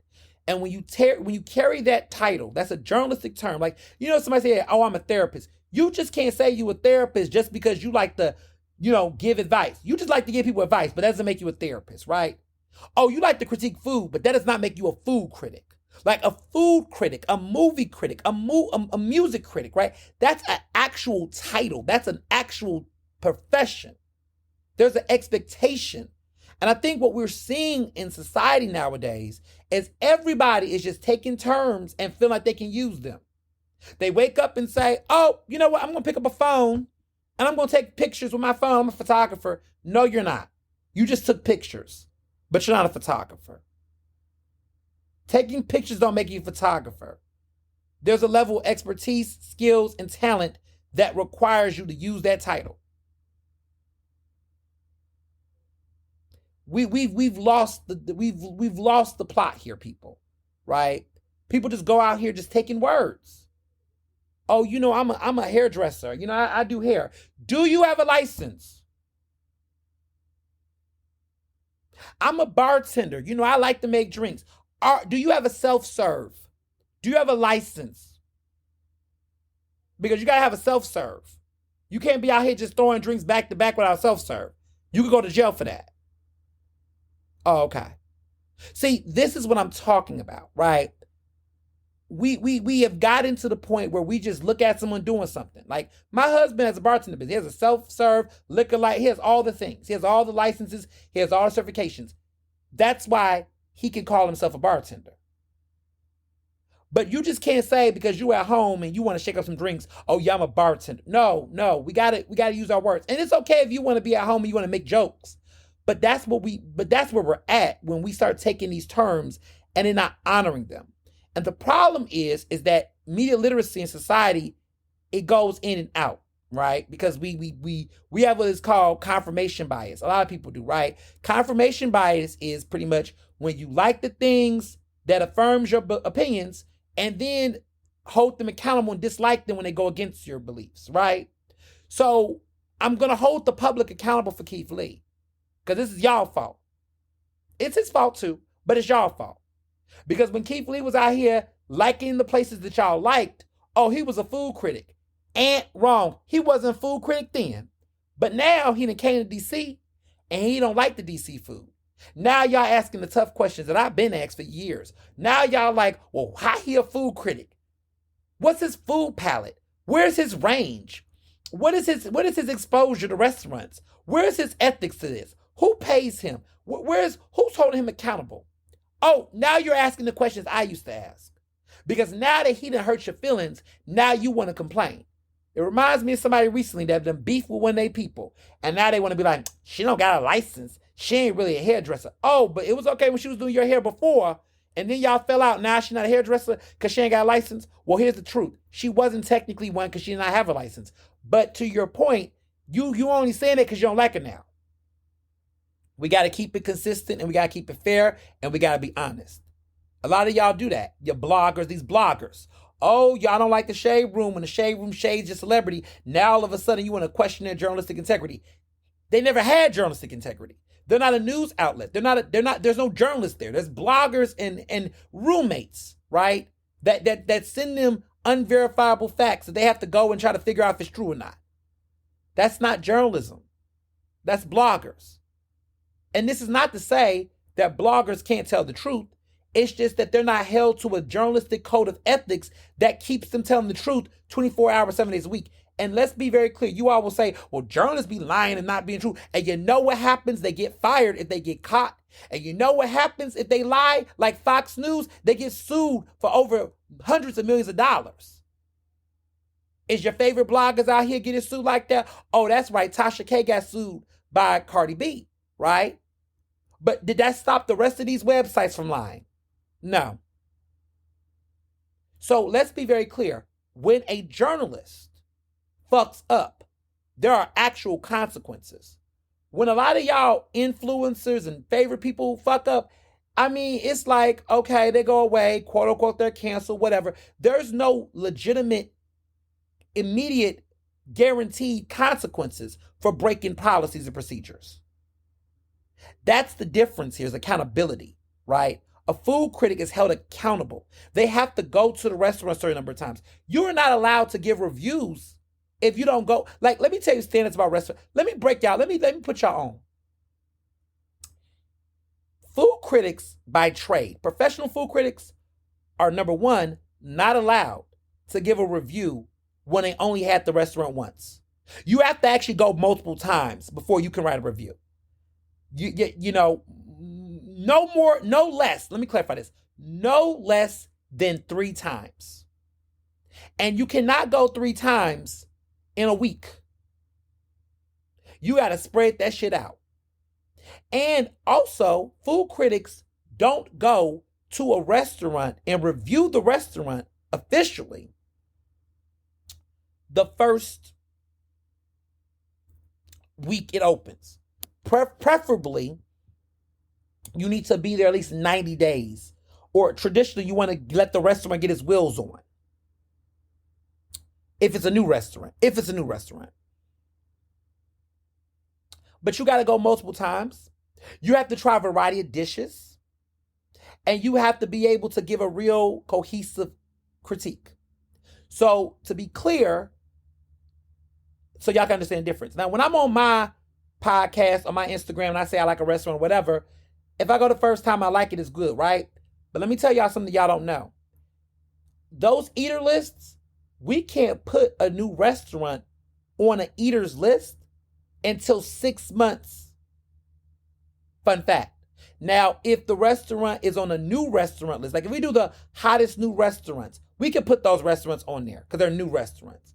But after that, you will not see those restaurants show up on any lists until roughly 6 months. Because one, we got to see the full ensemble. I got to go a couple of times, check out the happy hour, check out their brunch, check out dinner, check out lunch. I got to go multiple times. So sometimes what y'all don't know is I'm oftentimes circling the block on certain restaurants to check them out. I'm educating myself about the chef. I'm understanding the technique. I'm understanding what the vibe is. And then once I figure that out, then they could find themselves on a list down the road. So some of you all will look at a list and say, I remember, for example, when Malu opened. I loved Malu. Malu is a very great restaurant in Rittenhouse. I remember when it first opened and I got eater, everybody was like, some of the folk, y'all was like, why is Malu not on here? Why is this? Child, Malu came out in May of 2023. I got there at Eater July of 2023. There was no way Malu was going to be on all these lists that early. Now, y'all saw what happened. It got on Best New Restaurant in December of 2023 because it was the best new restaurant of 2023, in my opinion, in Philly. Now, fast forward a couple months later, it got on the essential restaurants list of Philadelphia. Again, it got to take some months. We got to see what you're giving. But if you see any new restaurants out right now, let me tell y'all right now, they're not going to be on any lists until within 6 months. Now, some places it might speed up depending on what it is. But it will never be on the list like that. It will not be on lists like that. So, for example, Black Dragon, you won't see Black Dragon on any major food list outside of best new restaurants that just came out, like our monthly restaurants list. But you won't see them on the list until probably early next year, around early, February-ish, January, maybe spring, because there got to be some months. We got to have some time. We got to see it play out. So when you see a Keith Lee go to certain spots and eat it one time and give it a review or give it an opinion, that's not how food critics roll. It's a very time process. Because let me be real with you. A real food critic understands the impact. You understand, like, okay, they only got one shot. You only, you better lose yourself. Let me not quote that idiot.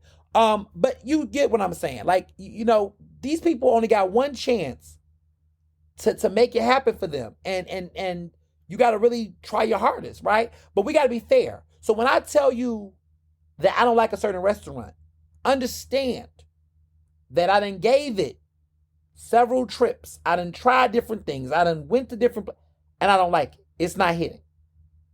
There's a certain restaurant, we ain't going to talk about it right now, but it's an old city that's Black owned. It's been over a year, and I've tried it about 6 times in different situations and scenarios. I don't like the food. It's just not hitting. I don't see it. I don't get it. I don't see it. Some people like it and they can like it, but I'm just not crazy about it. There's a restaurant in West Philly. They got under new ownership for the past year. I go there for some things, but a lot of things I'm just skipping on. It's a lot of nah on that menu. But there are a couple of good, decent things, but there's some things that I'm not crazy about. The brunch is okay, but there's some things on that menu. It's just like, it's a bunch of fluff. I'm not gonna name it, but it's another Black-owned restaurant West. Again, I gave it time. So I can critique something because I gave it time. You see what I'm saying? And I think that's the problem is with Keith Lee. It's like you just rolling up on places trying a couple of little bites and you think you can give a review? Ha! That's amateur work. That's amateur work. And y'all was eating that up. Lack of range, lack of range, lack of palate, lack of variety, lack of scope. First of all, you in DC, DC right next to Baltimore. How you going over there and you got, you seafood? And I mean, that's right. You got an allergy. I am not discriminating. I'm just saying it's going to be really hard to rate Baltimore. Don't even come to Baltimore. Because how do you go to Baltimore and don't have a crab cake, you don't have shrimp? How do you go to Baltimore and review Baltimore and don't have any seafood? Like, you don't even touch Baltimore. Don't come to Baltimore. And you barely should have been in DC. But like, it's just a thing. Like, you got to be thought. It's just like, I think the instant gratification of internet celebrity has gotten people doing things that just is not in their scope. And so that's how we have a Keith Lee situation. That's how we get a Keith Lee situation. Because y'all gassing type of people up. And again, here's my solution. Because I don't want to end this on a sloppy note. But I really could. But I'm going to say this.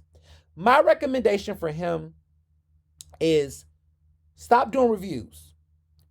Go places you like, eat the food, and promote them. Surprise these business owners, give them some money, show them some love, be Santa Claus, and just go where you like and just promote what you like. Trying to act like you can rate it, trying to do all that, nobody needs all that. Just go places you like. And here's the thing. Whatever you don't like, you don't even got to tell anybody. Just go to the places you like, promote what you like, and stop making a fuss out of it. Don't even tell people you're going to cities. Just go. Just go. Just stop all the spectacle. But I think he fears he's going to lose the views and the titles. I don't think so. I think people like him enough where they would just love to see him bigging up the places he like rather than acting, like, just support what you like. And stop calling yourself a food critic. Call yourself a food influencer. Or a small business inspiration. Or a small business motivator. I don't know. Call yourself something else, but don't say food critic. Because you don't have the expertise in the range. And that's okay. That's okay. There's no shade. See, this is the problem. Everybody gets mad when you tell them they can't be something that requires them to have certifications. Unless you're trying to really do this work and do it for real, you can't call yourself that. And that's okay. And if you're mad that I'm saying this, you got 2 options. You can either um, just get over it and do what you need to do and be real, or two, you can actually like invest the time, education, and work to earn the actual title. Those are the two options. Either you can just get over it and just become something different, or or just change the title and be accurate, or actually live up to the title. I literally had that moment with an ex-friend of mine who was really walking around here talking about she do therapy work. You are not a therapist. You cannot say that. And people get mad. People think you're being mean. But sometimes as a journalist, you just got to call a thing and a fact a fact. If we're in a certain position in life where stating a fact and just being clear about it and is making people mad. See, this is how we allow a person like Donald Trump to be president. Because somebody should have told him, you cannot be the president. I mean, he became the president, but somebody should have told this man that he does not actually have the skills to be a great president, to be a good president. He was a bad president. He was a horrible president. Did he get elected? Yes. But should he have been elected? No. Right? And so that's the issue, is that people don't tell people, no, you shouldn't do that. I can't tell you people who've told me, oh, I'm thinking about running for office. And I said, please don't. I did. You'd be surprised. I told some people, I said, please don't. I can't with that one. Well, I want to help people. There's 1,000 ways you can help people without being elected official, child. That ain't what you want to do. That ain't for you. You don't have. You need to work with more people. You don't work with nobody. You don't collaborate. You're not in a community enough. You don't engage a variety of different people. You don't have a diversity of network. You don't navigate enough and move around enough to think that you can actually be a politician. You just got that call? Because that's what they do in Philly. People get the call. Somebody told you to run for something, so you thought you should. Somebody picked you and tag you it. No. And you got to be real like that. Some people can do it. Like my friend Andre, when Andre said to me, he was like, I think about running for office. I was like, absolutely. Because that's a person who worked in government, worked under various different government leaders, worked on campaigns, served as a campaign manager, worked the campaign, several campaigns, right? Worked in city government, worked for various different offices, worked with various personalities. I knew this individual had the knowledge, the experience to actually be able to do that job. And now he's about to be a state rep. But that's because they had a very holistic approach and they put in the time and investment to do that job. So now guess what? They got elected. Clearly the voters agreed as well. But if you don't have that, it's okay. Either you take the time to learn how to do it or you don't. Listen, it took me time to get to a point where I felt comfortable being a food journalist. I gained a lot of pounds. I went to a lot of restaurants. I had a lot of conversations with chefs.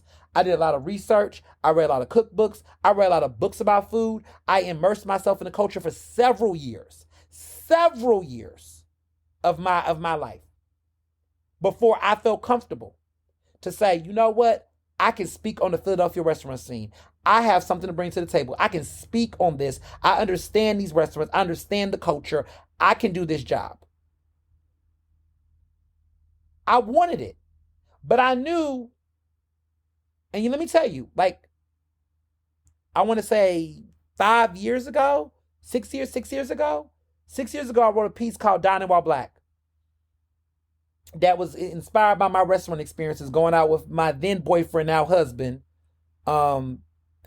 And from that piece, reporting on that piece, doing the research, there was a seed sparked in my mind in that reporting, in that piece I did, that won a lot of national awards, got a lot of attention. But it was a moment where I said, wow, if I really want to change the food scene or be a part of the change, I really would love to be I see a pathway for myself here. I see a void I can fill. I see an opportunity. But I told myself, I can't act on that now. I wrote this great piece. It was a great opportunity, but I want to explore this. So for many years, what y'all didn't know was I was literally studying the restaurant scene. I was studying the food scene. I was going to events. I was building relationships with chefs. I was traveling. I was doing the thing to just educate myself. And I told myself, I think by last year, I was 5 years in. I said, look, if an opportunity presents itself, I'm going to shoot my shot. I feel confident enough that I could do this. If an opportunity presents itself, I'm going to apply for it. And in May of 2023, there was an opening at Eater Philly, and I definitely took my shot, and I got in. So that's my journey. That's my journey. It took me 5 years to get there. But I say all that to say, that's just what it is. And so my advice to Keith Lee is just be a food influencer, man. Go support these Black restaurants that you like. Promote the ones you love. Shout them out. Show love to them. And just keep spreading the love and getting people to go to these places that people are not going to. And you could do all that without being a food critic. You could do all that without shading people's cities. You could do all that without acting like, you are a food expert to the highest degree. You don't got to be all that. Just know your range. That's all. Know your lane. And stick in it. So, I know that was a lot, but you all asked for it. And I definitely did not mute my tongue.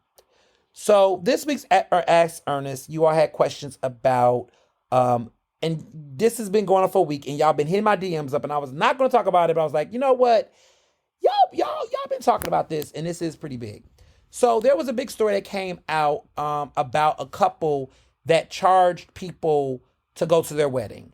Basically, they said if people can go to a Beyonce concert, they should be able to go to our wedding. And I think they charged them like about $300 something to go per person, I believe. So basically, they got their wedding party, not their wedding attendees to pay to go to their wedding. People had mixed thoughts about it. People was debating about it. People had all these ifs, ands, and buts about it. I'm gonna throw some shade because I got mixed thoughts about it. I have a very nuanced thought about it because as somebody who's had a wedding, and by the way, did not charge a damn person to attend my wedding, I got some thoughts about all of this and how stuff like this happens. I will say this: if a person charges me to go to their wedding, don't expect me to give a wedding gift. Don't expect a motherfucking thing from me outside of me going. And let me be clear. I don't think I have any friends who will ever do this to me. I've never been to a wedding where I ever had to pay to go to a wedding. And to be quite honest, if it was a really, really close friend, but again, it wouldn't happen. But I'm just saying, if I was ever charged and I really liked the person and it was a situation, whatever the case, don't expect me to buy a wedding gift. Let me just say that. If I was going to do it, and I can never say never, but if I was ever in a position where I had, listen, Abel, listen, Dr. Parks, don't even think about it. But they're not, because they're not like that. They have class.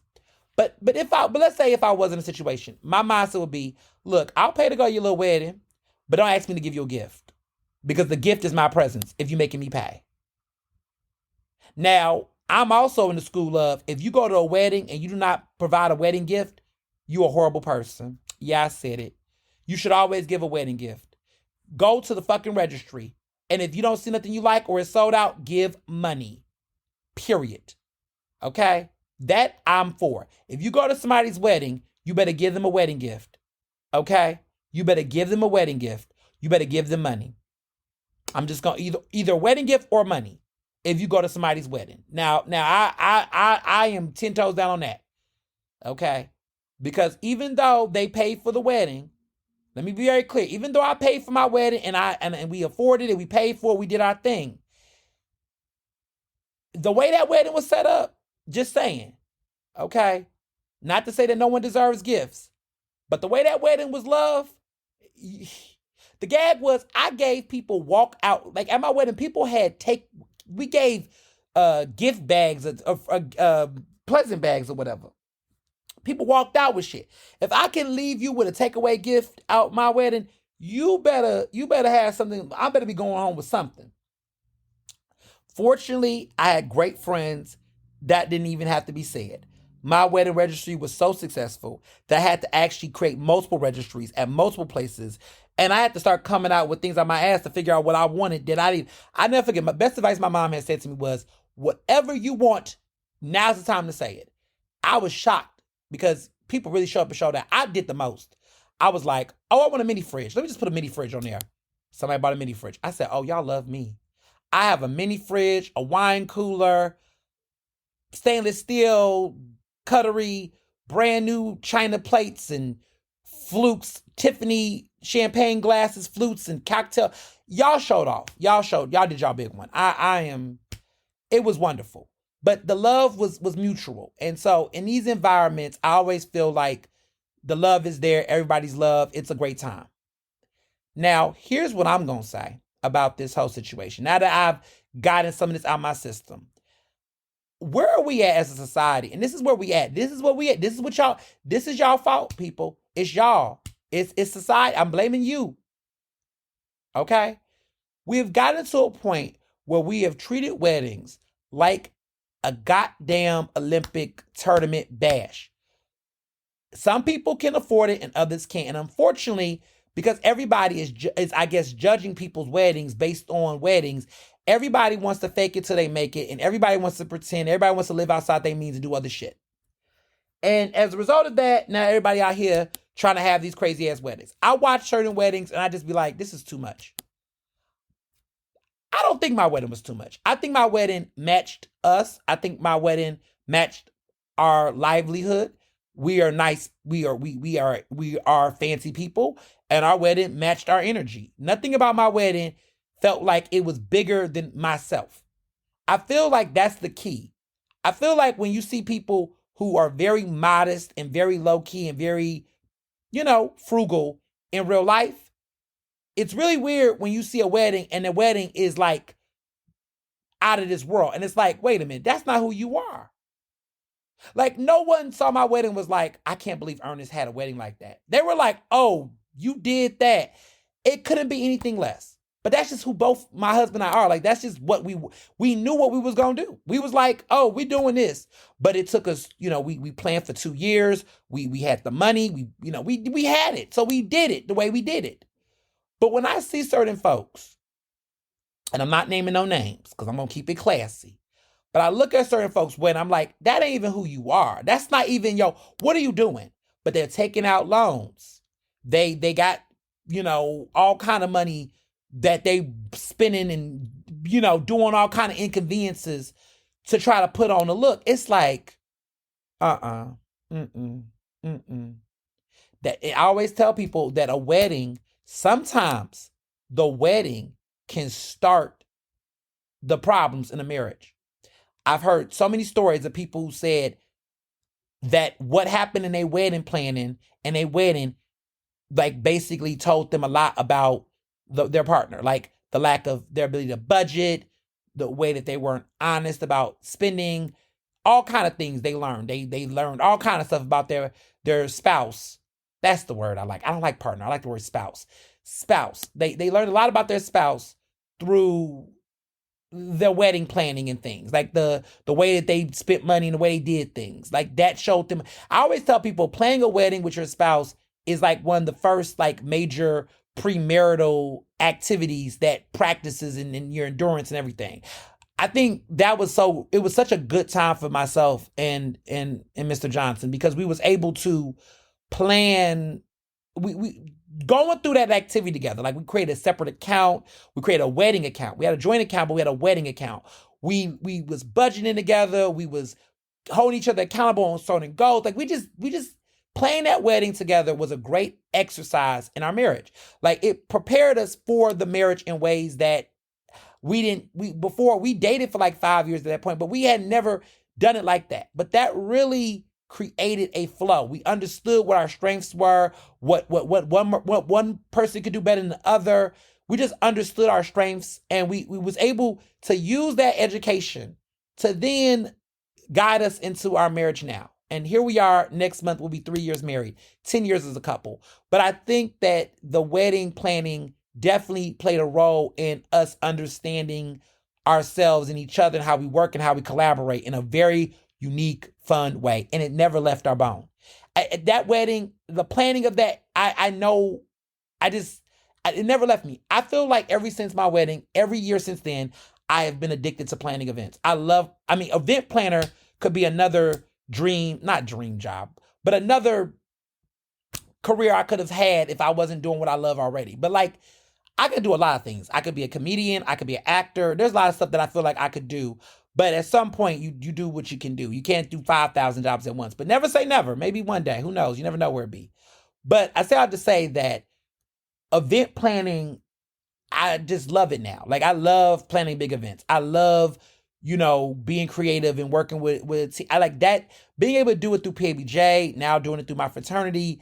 Like, it's just, I'm that person. Anytime people want to do an event, want to do a big event or do something, well, let me be very clear, for stuff that's related to myself, because I can't do everybody. I'm not about to do any planning for anybody. I can't do that.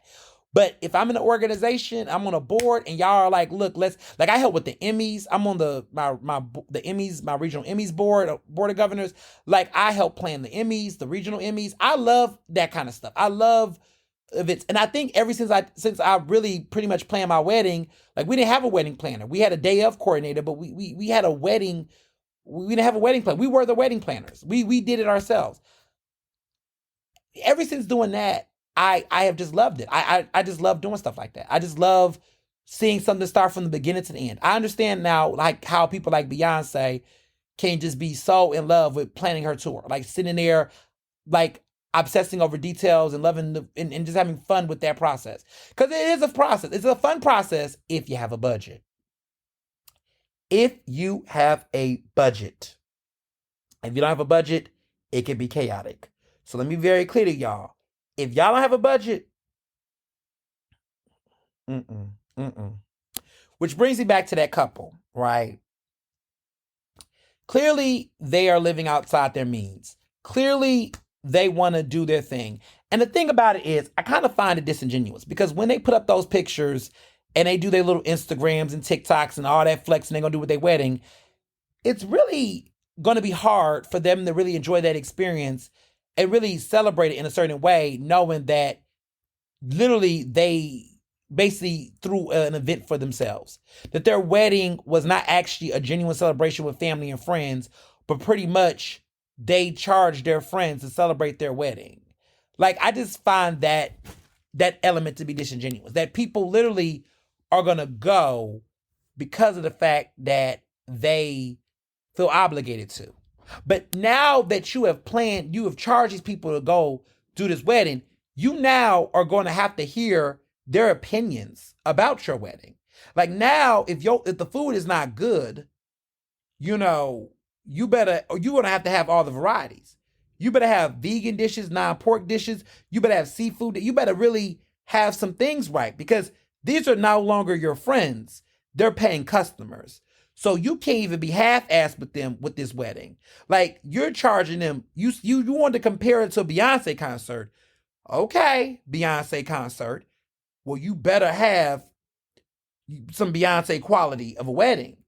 You can't have the typical outdoor little buffet. You better have a plated dinner. You better have multiple courses. You better have an open bar, and it better be top shelf liquor. You better really do it up if you're really trying to justify charging people this amount of money. That's just my thoughts.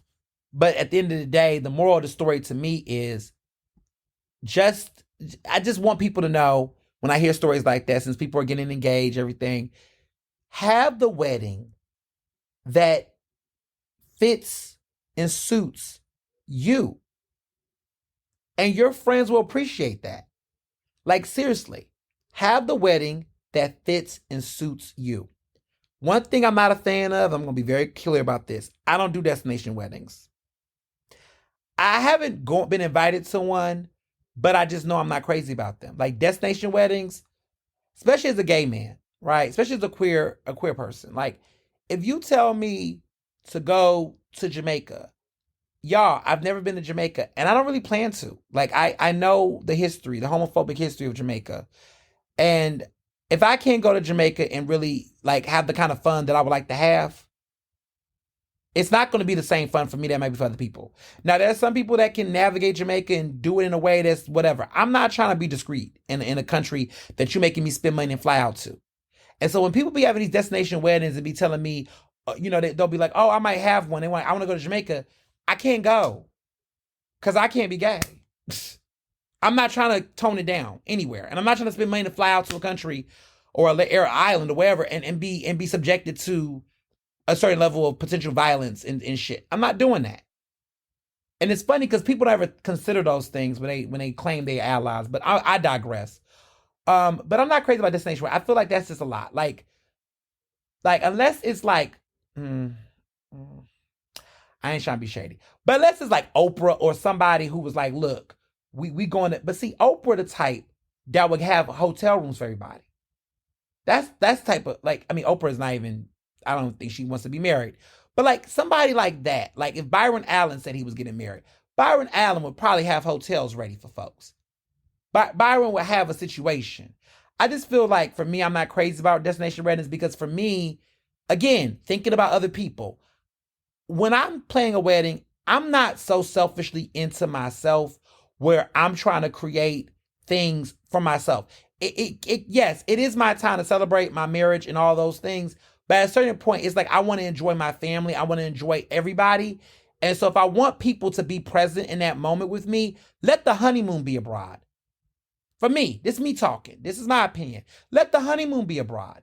But like trying to force family and friends to spend buku amount of money to get on the plane, to do that, especially at a certain age group, right? Like when I hear people in their early 30s and 20s, something they want to have a destination where I'm like, what the fuck plan? Are you like friends with old heads? Like I can see if people are in their 40s and they're gainfully employed, they're senior level management positions, they're directors and things, that they're in a higher level echelon of their life at that point. You're a professional. But if you've got friends that are in their 20s, getting out of grad school, getting out of school, getting their first jobs in their career or whatever, navigating entry-level jobs or whatever, to try to force them or say to them, yeah, I'm having a destination wedding, come to my wedding, blah, blah, blah. That's just unfair. Like I got married at 30 years old. I got married at 30.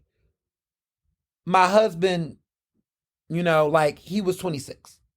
So at a certain point, you just got to be mindful in your mind. You got to be like, okay, is this what it is? Does this make sense? Should I be doing this? You know what I mean? Like, is this making sense for the people? Like, could I, like, between my friends and our mutual friends, does it make sense to be trying to get my 27, 28, 26-year-old friends to drop money to go on a destination wedding for me? No. Right?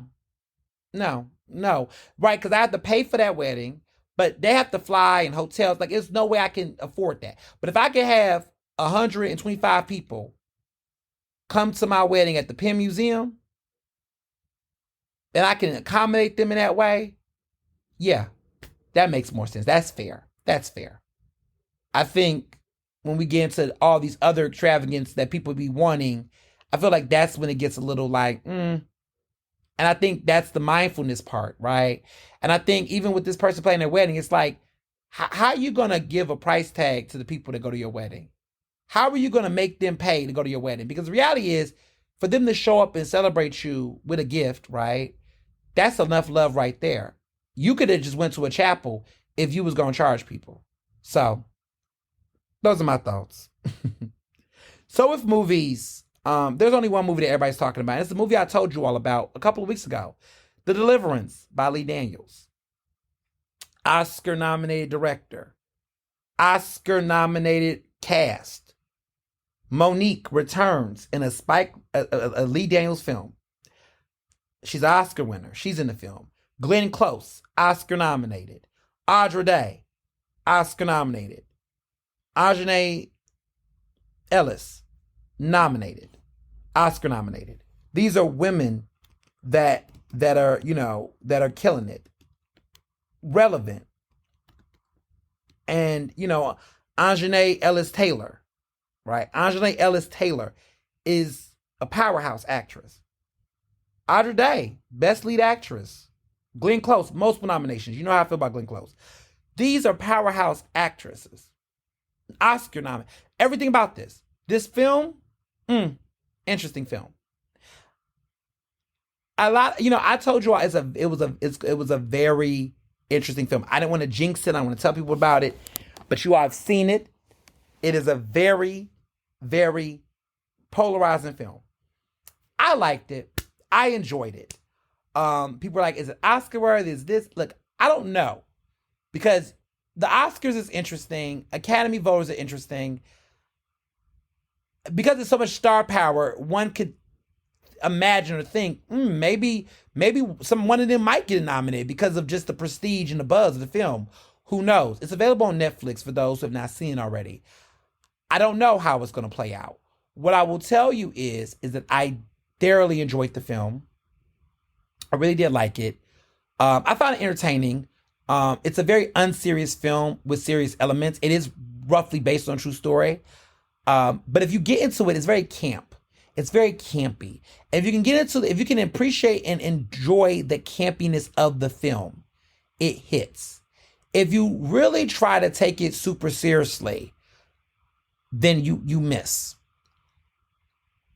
I tell you that what Tyler Perry thinks he's doing, Lee Daniels is actually doing. Lee Daniels plays it. He knows, like, you could say it's a bad film. Somebody might say it's bad. But that's if you don't understand Lee Daniels' attempt to be campy. Right? Because we know what Lee Daniels can do. Like, Lee Daniels gave us Precious. So we know what he can do. He did The Butler. Right? We know what Lee Daniels can do. At the end of the day, I think Lee Daniels was having fun, but also wanted to give us a cult classic. And so that's how I received the film. That's why I enjoyed the film. I think it's a fun, iconic, it's going to be that campy film. We're never going to not talk about it. I think the problem with Tyler Perry is that Tyler Perry tries to treat his films like they're doing something that they're not. And they become super campy, but just bad. It's not even good camp. It's so bad. And there's a reason why certain people will work with Lee Daniels and not give Tyler Perry the time of day. Just saying. Again, who can have an all Oscar nominated cast for their film to do something like that? Lee Daniels. Tyler Perry could never. His cast does not have the caliber. Like, the reason why Deliverance is such a great film is because the acting is good. The storyline, the plot is funny as fuck, but the acting is good. Everybody in there is acting, and they're fun, they're entertaining. No one, like, people may not like the film for various reasons. The performances work. It works. It's compelling. That's what makes it fucking fun. The reason why I can't enjoy Tyler Perry films is because not only is the script campy, but the fucking acting is trash. Like, Megan Good is not a good actress in that film. She ain't really been that good since goddamn Eve's Bayou. If we really want to be honest. The acting sucked in that film. And so it just does not work.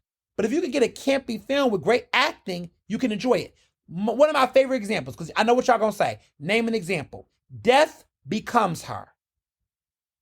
If you do not know what I'm talking about, number one, go to timeout. Number two, you better watch it immediately. Death Becomes Her stars the iconic Meryl Streep, Goldie Hawn, and Bruce Willis. And that is a Robert Zemeckis film, which y'all gotta remember, who is Robert Zemeckis? He is the director who gave us what? He gave us Forrest Gump.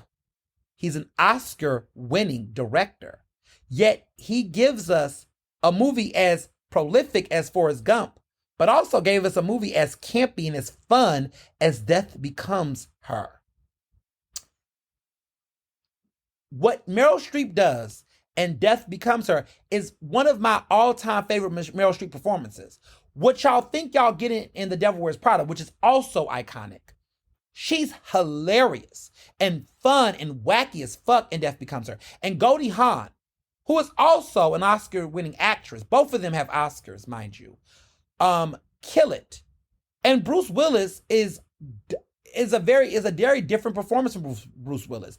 A lot of y'all are used to him being an action man. He plays a completely different character in this film, and he's hilarious. It's a very fun, creepy, silly, goofy, entertaining film. And it works because you have a very great director who understands it with incredible performances that make that film pop. Now Death Becomes Her has a Broadway version musical that is now on Broadway and traveling across the country. That's how iconic Death Becomes Her is. The Deliverance has the potential to be the urban Death Becomes Her. It could be that way. I mean, it could easily be something like that. So that's my very nuanced review of the film. I can understand some people who not like it because of some of the religiosity tones and some of that sacrilegiousness of it, but I found it very funny and very telling and very interesting. And for those who are super sensitive about that, y'all need to go check yourselves. Now, speaking of Oscar buzz, there are 3 movies I want to put on y'all radar briefly. The Piano Lesson, which is directed by Malcolm Washington and produced by Denzel Washington. Yes, starring John David Washington. Yes, Malcolm Washington and John Washington are brothers, and they are the sons of Denzel Washington. Fun fact, I went to college with Malcolm Washington. This is his directorial debut. We went to Penn. He went to the University of Pennsylvania. He was, I think it was a communications major because I was a communications major. If he was a comms major, I think he was a cinema studies major. And he took comm classes because I took a lot of cinema studies classes, and a lot of cinema studies classes was in the communications department. And so we took a lot of cinema studies classes together.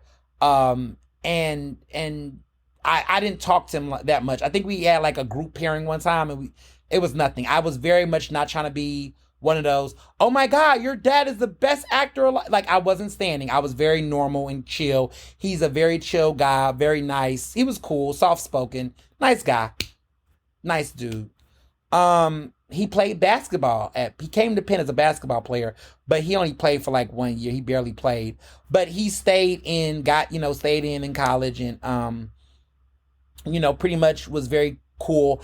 I think he was in a white fraternity called Theos, but I could be wrong. But I remember I'll say this, he definitely was social with the more rich upper echelon white kids and black kids at Penn. He was not really in the black social campus scene at all.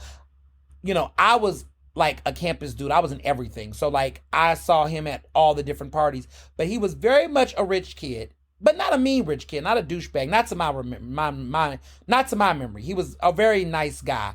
But I remember he was very much like in the really rich white social scene. He wasn't in the black social. Like, I never see him at a Kappa party. I never saw him at any of the black Greek parties and cookouts and socials and things. He was not really in that scene. He was very much with the upper echelons of the white, international, preppy, rich kids. That was it. And I mean, that was who he was. He wasn't mean, though. He wasn't rude. He wasn't a snob, to my knowledge. We took a couple of classes together. I seen him. He was always, chill and mild-mannered.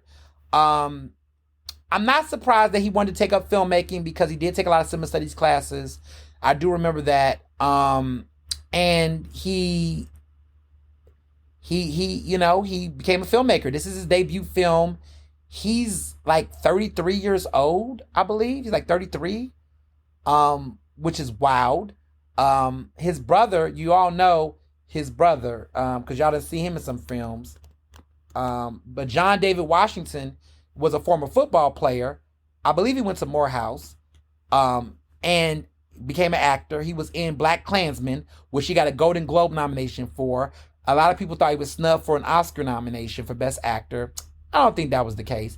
His acting has been between promising and mid, not gonna hold you. He was in Tenet, which was one of, a very forgetful film, but a big deal for a black actor to be a lead character in a, Christopher Nolan film. So kudos to him for doing it. I will say John David Washington has been interesting because as an actor, he has chosen very different roles. He has never been typecast. And I will say that he's following his father's footsteps in trying to have a range of roles. His acting just needs work to a certain extent. I mean, a lot of people feel like his acting needs to just be, you know what I'm saying? But he's working. He's working. I'll give him that. Now, this film, though, I will say, is John David Washington's best performance on camera ever. His performance in The Piano Lesson, which is interesting. He's being directed by his younger brother. It is being produced by their father. And this is an August Wilson play. And if y'all been following, Denzel has been supporting a lot of August Wilson productions. And I love that Black American filmmaking and acting and all that. Because you got to remember, Denzel directed Fences and produced Fences. That was the first major August Wilson film to go out into production. To see this, happen, is legendary. It's legendary. And then you gotta remember we had Ma Rainey's Black Bottom, which was another August Wilson film that went to Netflix. And that was August Wilson, and that was a great production. And George C. Wolfe, who is a longtime Tony, nominated, respected. I think he's a Tony. George C. Wolfe is a Tony winning, playwright director. George C. Wolfe directed that film, and iconic. He won a Tony, directed the play Angels in America. Like, George C. Wolfe is an icon. He directed, Angels in America, Millennium Approaches, and then won a Tony Award for directing the musical Bringing in the Noise, bringing the funk. Like, George C. Wolfe is a big fucking deal. He's 69 years old. He is an incredible Black play director. So, for him to direct Ma Rainey's Black Bottom, to see three August Wilson films, Fences, Ma Rainey's Black Bottom, and now The Piano Lesson, be directed by Black men is just powerful. And it's interesting because I don't know if you all noticed, but Viola Davis has been in several August Wilson plays when he was alive on Broadway. She won 2 Tonys for 2 different performances in 2 August Wilson plays, Fences and then Guitars. And she stars in 2 August Wilson films, 2 of which got her Oscar nominations. She won an Oscar for Fences, which she also won a Tony for. And then she also gets nominated for Best Lead Actress for Ma Rainey's Black Bottom with Chadwick Boseman. Are y'all noticing a pattern here? Denzel won a Tony for his performance in Fences with Viola Davis, to turn around and then be involved in August Wilson Productions. To see this cross-generational Black legacy and love for a Black playwright like August Wilson, who won a Pulitzer, who has won a Tony, like all of this love for this late great Black creator, to see that then manifest into cinema in this way is just fantastic. And to see a generation of Denzel Washington producing Black cinema and showing Black love for the arts in this way, phenomenal. Like, I just want y'all to understand how big this moment is, especially as someone who loves theater and loves cinema. Like, this is epic right here. We're really watching something monumental happen in front of us. So, The Piano Lesson. I may not seen it. Okay, I've seen it. What I want to tell you all is it's incredible. It's an incredible film. Danielle Deadwyler, who was in Till a couple years back, who should have been nominated for Best Actress for Till, she will get an Oscar nomination. And I think she is the front runner for Best Supporting Actress. I think she is. I think she's the front runner. I wouldn't sleep on her. This is hers to lose. This is hers to win. She ate. She is the film. John David Washington also is a great performance. I could see him getting some nominations. I don't know if he's going to get an Oscar nomination, but I could see a Golden Globe nomination. I could see if the buzz and the momentum is right, he could squeak in and get an Oscar nomination. I don't think he would win, but he could get an Oscar nomination if this film gets enough buzz. I really, really love Malcolm Washington's directing in this film. I don't know if he'll get an Oscar nomination for Best Director, but out of all of the August Wilson films, I'm going to be I got to say it, I think this was the best August Wilson from stage to screen adaptation so far. I'm going ham. I know. I love this film. It's coming to Netflix very soon. Stay tuned. Y'all not ready for it. And Samuel L. Jackson, he will get his second Oscar nomination. And not an honorary one. The last one he got was back in the 90s for Pulp Fiction, which is a shame. It's been 30 years. I think he's going to get a nomination this time. And there's a chance he might win. There's also some other great performances that could also surprise us with nominations. But Danielle Deadwyler is a lock-in for Best Supporting Actress nomination, a potential win. Samuel Jackson, I feel like, is a lock-in for Best Supporting Actor. And if y'all don't know the history between his wife and him involved in this film, there's a history to this too. This was also on Broadway, a revival that was super successful. And his wife actually directed the revival. And I believe she got nominated for Best Director, or she was nominated for Best Actress, but she was involved in the play. Samuel Jackson's wife in the revival, because Danielle Deadwyler was not in the Broadway version. It was Danielle Brooks was in it, and I believe there was a lot of press around that, Tony nominations for that. But the piano lesson had a lot of buzz, and I think they will do good at the Oscars. I think there will be a lot of buzz at the Oscars. Yeah. So what happened? Okay, so the Broadway revival got 2 Tony nominations. It got nominated for Best Revival of a Play, and it got nominated for Best Performance by Actor in Featured Role for Samuel Jackson. So I could see that happening. And you also got to remember that the piano lesson was also a big hit on TV. It won the Pulitzer Prize for Best Drama in a Play, and it won the Drama Desk Award for Outstanding Play, and it won the Tony Award for Best Play in 1990. Like, this is one of August Wilson's iconic films, outstanding plays, next to Fences. Fences also had the same effect. So August Wilson is a beast on Broadway, and it won a Tony Award. It won an Emmy Award for Outstanding Made-for-TV Movie when it was a Hallmark television film in 1985.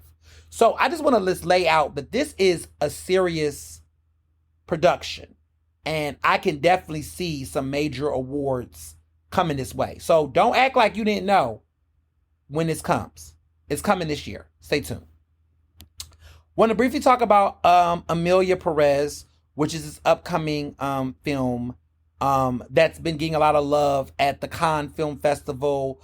Tell You Riot loved it. There's a lot of buzz for Selena Gomez and this trans actress who people think might become the first transgender actor or actress, performer to be nominated for an Oscar. They think it's possible for this actress who's playing the title role of Emilia Perez.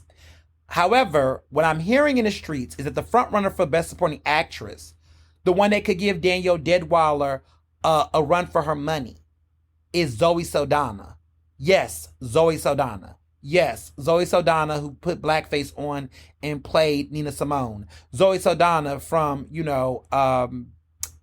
the Avatar movies. Yes, that's Zoe Saldana. But she eats in Emilia Perez. She eats. It's musical. It's a Spanish language film. It's actually with a French director. There's a lot of buzz around this. People think it actually could win Best Picture. There's a lot of love for this film. It's foreign language, but it's captivating. It's full of passion, full of energy, and it's quite compelling. There's a lot of great performances in this, so I can see multiple Oscar nominations in various categories for this film. So keep your eyes out for Emilia Perez when it hits. And then lastly, I gotta talk about Maria. Maria is a film that is starring Angelina Jolie. Angelina Jolie is in this film, and people think she's gunning for her second Oscar. Yes, this is early Oscar buzz. You know how this goes, y'all. You know how this goes.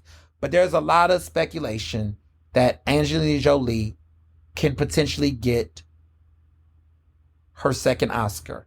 For those who don't remember what she got, 25 years ago, she was in a film called Girl Interrupted, and she won, that starred Whoopi Goldberg and Winona Ryder, and she won for Best Supporting Actress. And I love Girl Interrupted. I love that performance. I really did. I really loved it. A lot of people had different thoughts. They thought that maybe Chloe Sevigny for Boys Don't Cry should have won Best Supporting Actress because Hilary Swank won Best Lead Actress for Boys Don't Cry. I mean, Chloe Sevigny was great in the film, but I just feel like Angelina Jolie just ate in Girl Interrupted. I love that performance. That was when she was in her wild era with Bobby Lee Thornton and all that Vows and Bloods. I mean, she just was a different person then. And honestly, I've been following her for the past 25 years. I've always been Team Angie in all of her ups and downs. I love Angelina Jolie. In this performance, as an opera singer, she plays the famous opera singer that just kills it. In this performance, she has to sing. She plays American Greek opera soprano Maria Callas, and it talks about her ups and downs and her love life and all the things. And so it's going to be a very much talked about film because Angelina Jolie is in it, and people definitely think she could potentially win. I think she's a lock-in for a nomination. We'll see if she gets the win, but keep your eyes out. That is my Oscar forecast. Because it's about to, fall is Oscar buzz. It's Oscar season. It's when everybody starts putting out the Oscar bait films. So it's only right that I give y'all that preview. As far as music, Post Malone, did his country album. Sabrina Carpenter could potentially, her album, Short and Sweet, is debuting at #1 on the Billboard charts. Not surprised. We saw this coming. Music is doing its thing.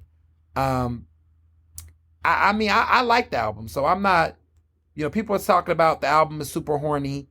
Apparently, parents are freaking out on Sabrina Carpenter's horny ass album. I be okay. Okay. But I enjoyed it. I enjoyed the album, and I love that she's having fun and being feisty and embracing her sexuality and doing her thing. So I thought the album was good. What's not good, because I'm here for that too. What's not good is Nicki Minaj. I don't know if you all been hearing about the social media. Her husband Kenneth Petty and her did a TikTok live or a live video, whatever, together. And in the video, her husband, right behind her, is in the video saying a homophobic slur. He uses the F word, rhymes with baguette. You know that word. He says it, and he says it freely in conversation. She doesn't correct him. She doesn't say, yo, what are you doing? Like, cut that out. Don't say that. She just is like, it's this common language over there. I've been trying to tell y'all about Nicki Minaj for quite some time. I've been trying to tell people she's not the ally that y'all think she is. She's one of those. I mean, listen, the 2010s, the early 2010s, late 2000s was a very sexually toxic, homophobic industry, because you had people that would capitalize off of playing into all these sexuality tropes to try to tap into provocativity. Like, it was an era where all the girls were lesbian, all the girls were bisexual, all the girls were sexually curious, and it was all of these people playing up into that stuff. And some of our favorite pop stars did. I ain't gonna hold you. It was a lot of people that played into that as a way to look taboo. And in retrospect, it was very much so problematic for so many reasons. Because, I mean, this is the Katy Perry, I Kissed the Girl, I Liked It. All of these tropes, because homosexuality, right? That's how society put it. Because queerness was treated like a taboo. They literally propagated these types of tropes to make themselves appear to be very much more controversial. But it was okay for women, right? Attractive women, like the lipstick, quote unquote, lesbians of them all, to play up these types of tropes, to look like I'm being a bad girl and I'm being sexually curious. And you saw this in films where there would be this lesbian action or this kiss and kiss pornographic imagery. It played into the pornographic desires of cishet men, and it was exploited, and in many ways for young queer people like myself and others, we were bamboozled because it played into this idea that, oh, these people would be allies to us. And in some ways they were, right? They did support gay marriage. They did not be homophobic. They did play up to a gay fan base, but they wanted to be gay icons so bad. And there was a fan base for it. And it was very clear that it was very feminine pop girls, and mostly white, right? Because, you know, there was a certain aesthetic that they played to. And, you know, fast forward 15 years later, none of them are queer. None of them are really, like, none of them, they all married and dated men. None of them really were any of the things they were. It was a marketing technique. It was a tool. And they cosplayed into it. And that's what Nicki Minaj did in that era. Nicki Minaj played the whole, you know, I want a girl and all that. She played into those tropes and leaned into it. And it was all of that kind of stuff because it played into the pornographic desires and lust of cishet men. And she also, in many ways, because of the colors, the rainbows, and because she got a big, huge gay fan base, she leaned into that gay fan base as well. And it made her a fucking filthy millionaire. And a lot of people did it, okay? She wasn't the only one. What I would appreciate about Beyonce was that while Beyonce was an ally and she definitely supported the LGBTQI community with the people she hired, the people she worked with, the people she supported and embraced, she never played into that. She never leaned into a hyper queerness about herself. She never played into that. We know Beyonce is cishet. I mean, she's, you know, we know she is. But you know what? She didn't have to lean into any types of tropes around queerness or any of that to be authentic and embrace her queer fan base. And she do it in paying homage to the music, the producers, the songwriters, the creators that she worked with. There's a way to do this without being harmful. But a lot of white pop girls, and even, you know, Nicki Minaj, did not have the range and the creativity and the ingenuity to consider that.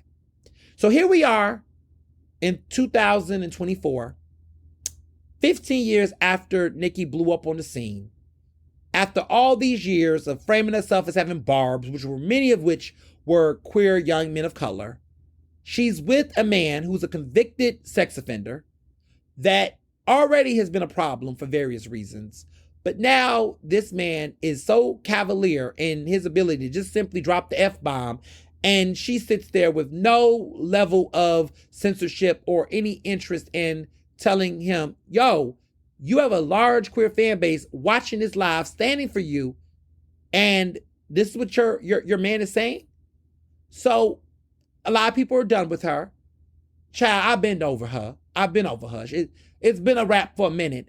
We shouldn't be surprised, to be honest. But again, you about to come to Philly and gag City. But look like your man would say City. And you know what I'm saying. Like, it's disgusting. And so it's a disappointment. Fans are disappointed. People are disappointed, as they should. But what y'all gonna do? That's the big question. What y'all gonna do? Y'all gonna sit back and take it? What y'all gonna do? That's the $1 million question. So, as far as TV goes, you know, I'm on my Bel Air run. I'm enjoying what I'm watching. I'm enjoying Bel Air. It's just great, y'all. It's just great TV. I don't want to tell anything, but I love what they're doing with Aunt Viv. Aunt Viv is getting her groove back, and I love to see it. I love that each season we're seeing different characters have moments and evolve, and I'm loving what they're doing with Aunt Viv right now. I just want to note that. Loving hip hop. You know, Jasmine is Jasmine. I told you how I felt about her last week. This week's episode, it just got even worse. Because now I'm getting disappointed in how her character is evolving. Not even in a good way. It's devolving. Because I'm like, okay, Rashida knows. But let me hold on. Apparently, this upcoming episode, which I cannot wait to watch, she is going to confront Kurt and Rashida. So she is going to show the receipt. So let me hold a little grace for Jasmine. Jasmine was a side John mistress that had the extramarital baby, the love child.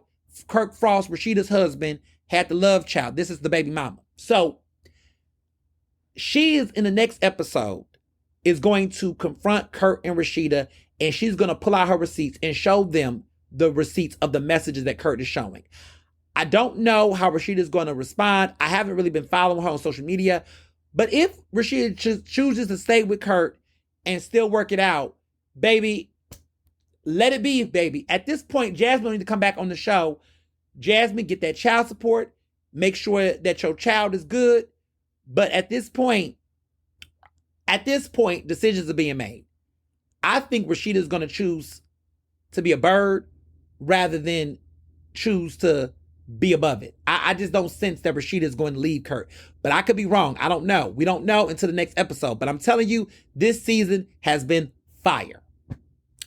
And then I need to note that I've been watching Baddies. I've been watching Baddies Caribbean. Been loyal, been watching each episode. I'm getting a little over it at this point. Now, y'all gonna say that's what you get, but y'all know I can't resist. But I'm getting a little over it. I need to see how this is gonna play out.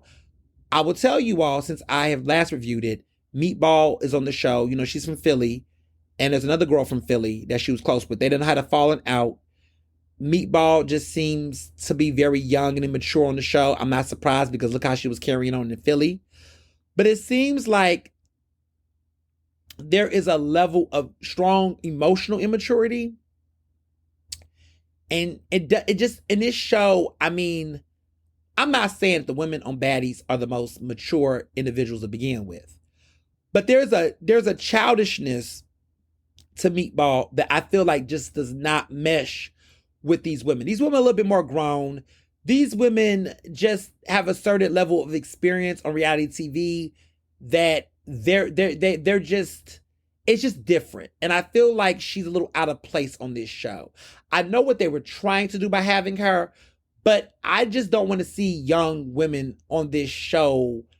Like what I'm saying is that I just think that this was not the right fit for Meatball. I just think she's fighting, she's getting ratchet, but she just doesn't fit with these girls. This is not her show to be on. They should have put her on something else.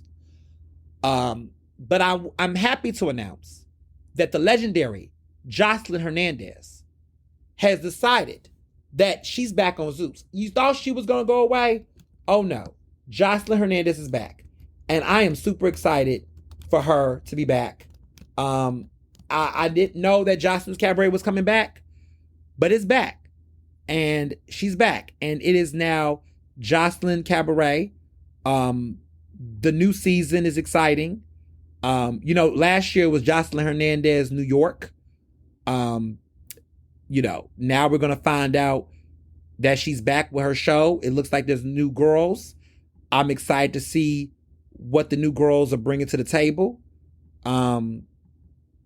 It's been various seasons. It's been talks about the show being canceled. People were speculating for a while that the show wasn't going to happen after the big old brawl that took place. But it seems like the show is still going strong. I mean, they gave a little teaser on Zeus, and I'm not going to hold you. I'm really feeling the show. I've always liked Jocelyn's show. People have been trying to guess what's the theme, what's the energy. I don't know too much. I have not seen any, to be transparent, I have not seen any sneak peek episodes. They don't really do, they haven't sent anything out yet about the sneak peek episode, so I don't know any details, too many details. I've seen some press releases, but I will tell you all that Jocelyn's Cabaret is in Texas. Yes, she is in the Lone Star State. Jocelyn Hernandez is in Texas. It is called Jocelyn's Cabaret, Texas. Child, when I tell you I am ready, they're finally coming to Texas. So you know she's going to go to, they're in strip clubs and cabaret shows. You know she's going to be in Houston. You know she's going to be in Dallas. She's going to be in Austin. She's probably going to hit up San Antonio. She might hit up some other place. Maybe El Paso. Who knows? But she's taking it to Texas. I'm excited to see how these girls get down. She might go to Galveston. But I'm excited. I'm excited to see Jocelyn's Cabaret, Texas. I want to see how they're going to show up and show out in my hometown. So I'm really excited about it. So we'll see. We'll stay tuned. But this has been a very heavy, exciting, thrilling fall premiere of Ernestly Speaking. I look forward to the rest of the fall. I look forward to all the surprises, everything coming up. It's going to be a very, very, very fun time. And I just hope you all have a great jump start. I'm super excited to be teaching. I'm super excited about CCP. I just can't wait. I can't wait for WRD to come back on air. This upcoming week, this upcoming month is going to be full of excitement. And I cannot wait for you all to be on this journey with me. And I can't wait to see what you all got going on. And as always, be well and be best. Ernestly Speaking is recorded in Philadelphia, Pennsylvania, and can be found on Apple Podcasts, Google Podcasts. To stay up to date with the latest on the show, follow me on Facebook, Twitter, and Instagram at Mr. Ernest Owens.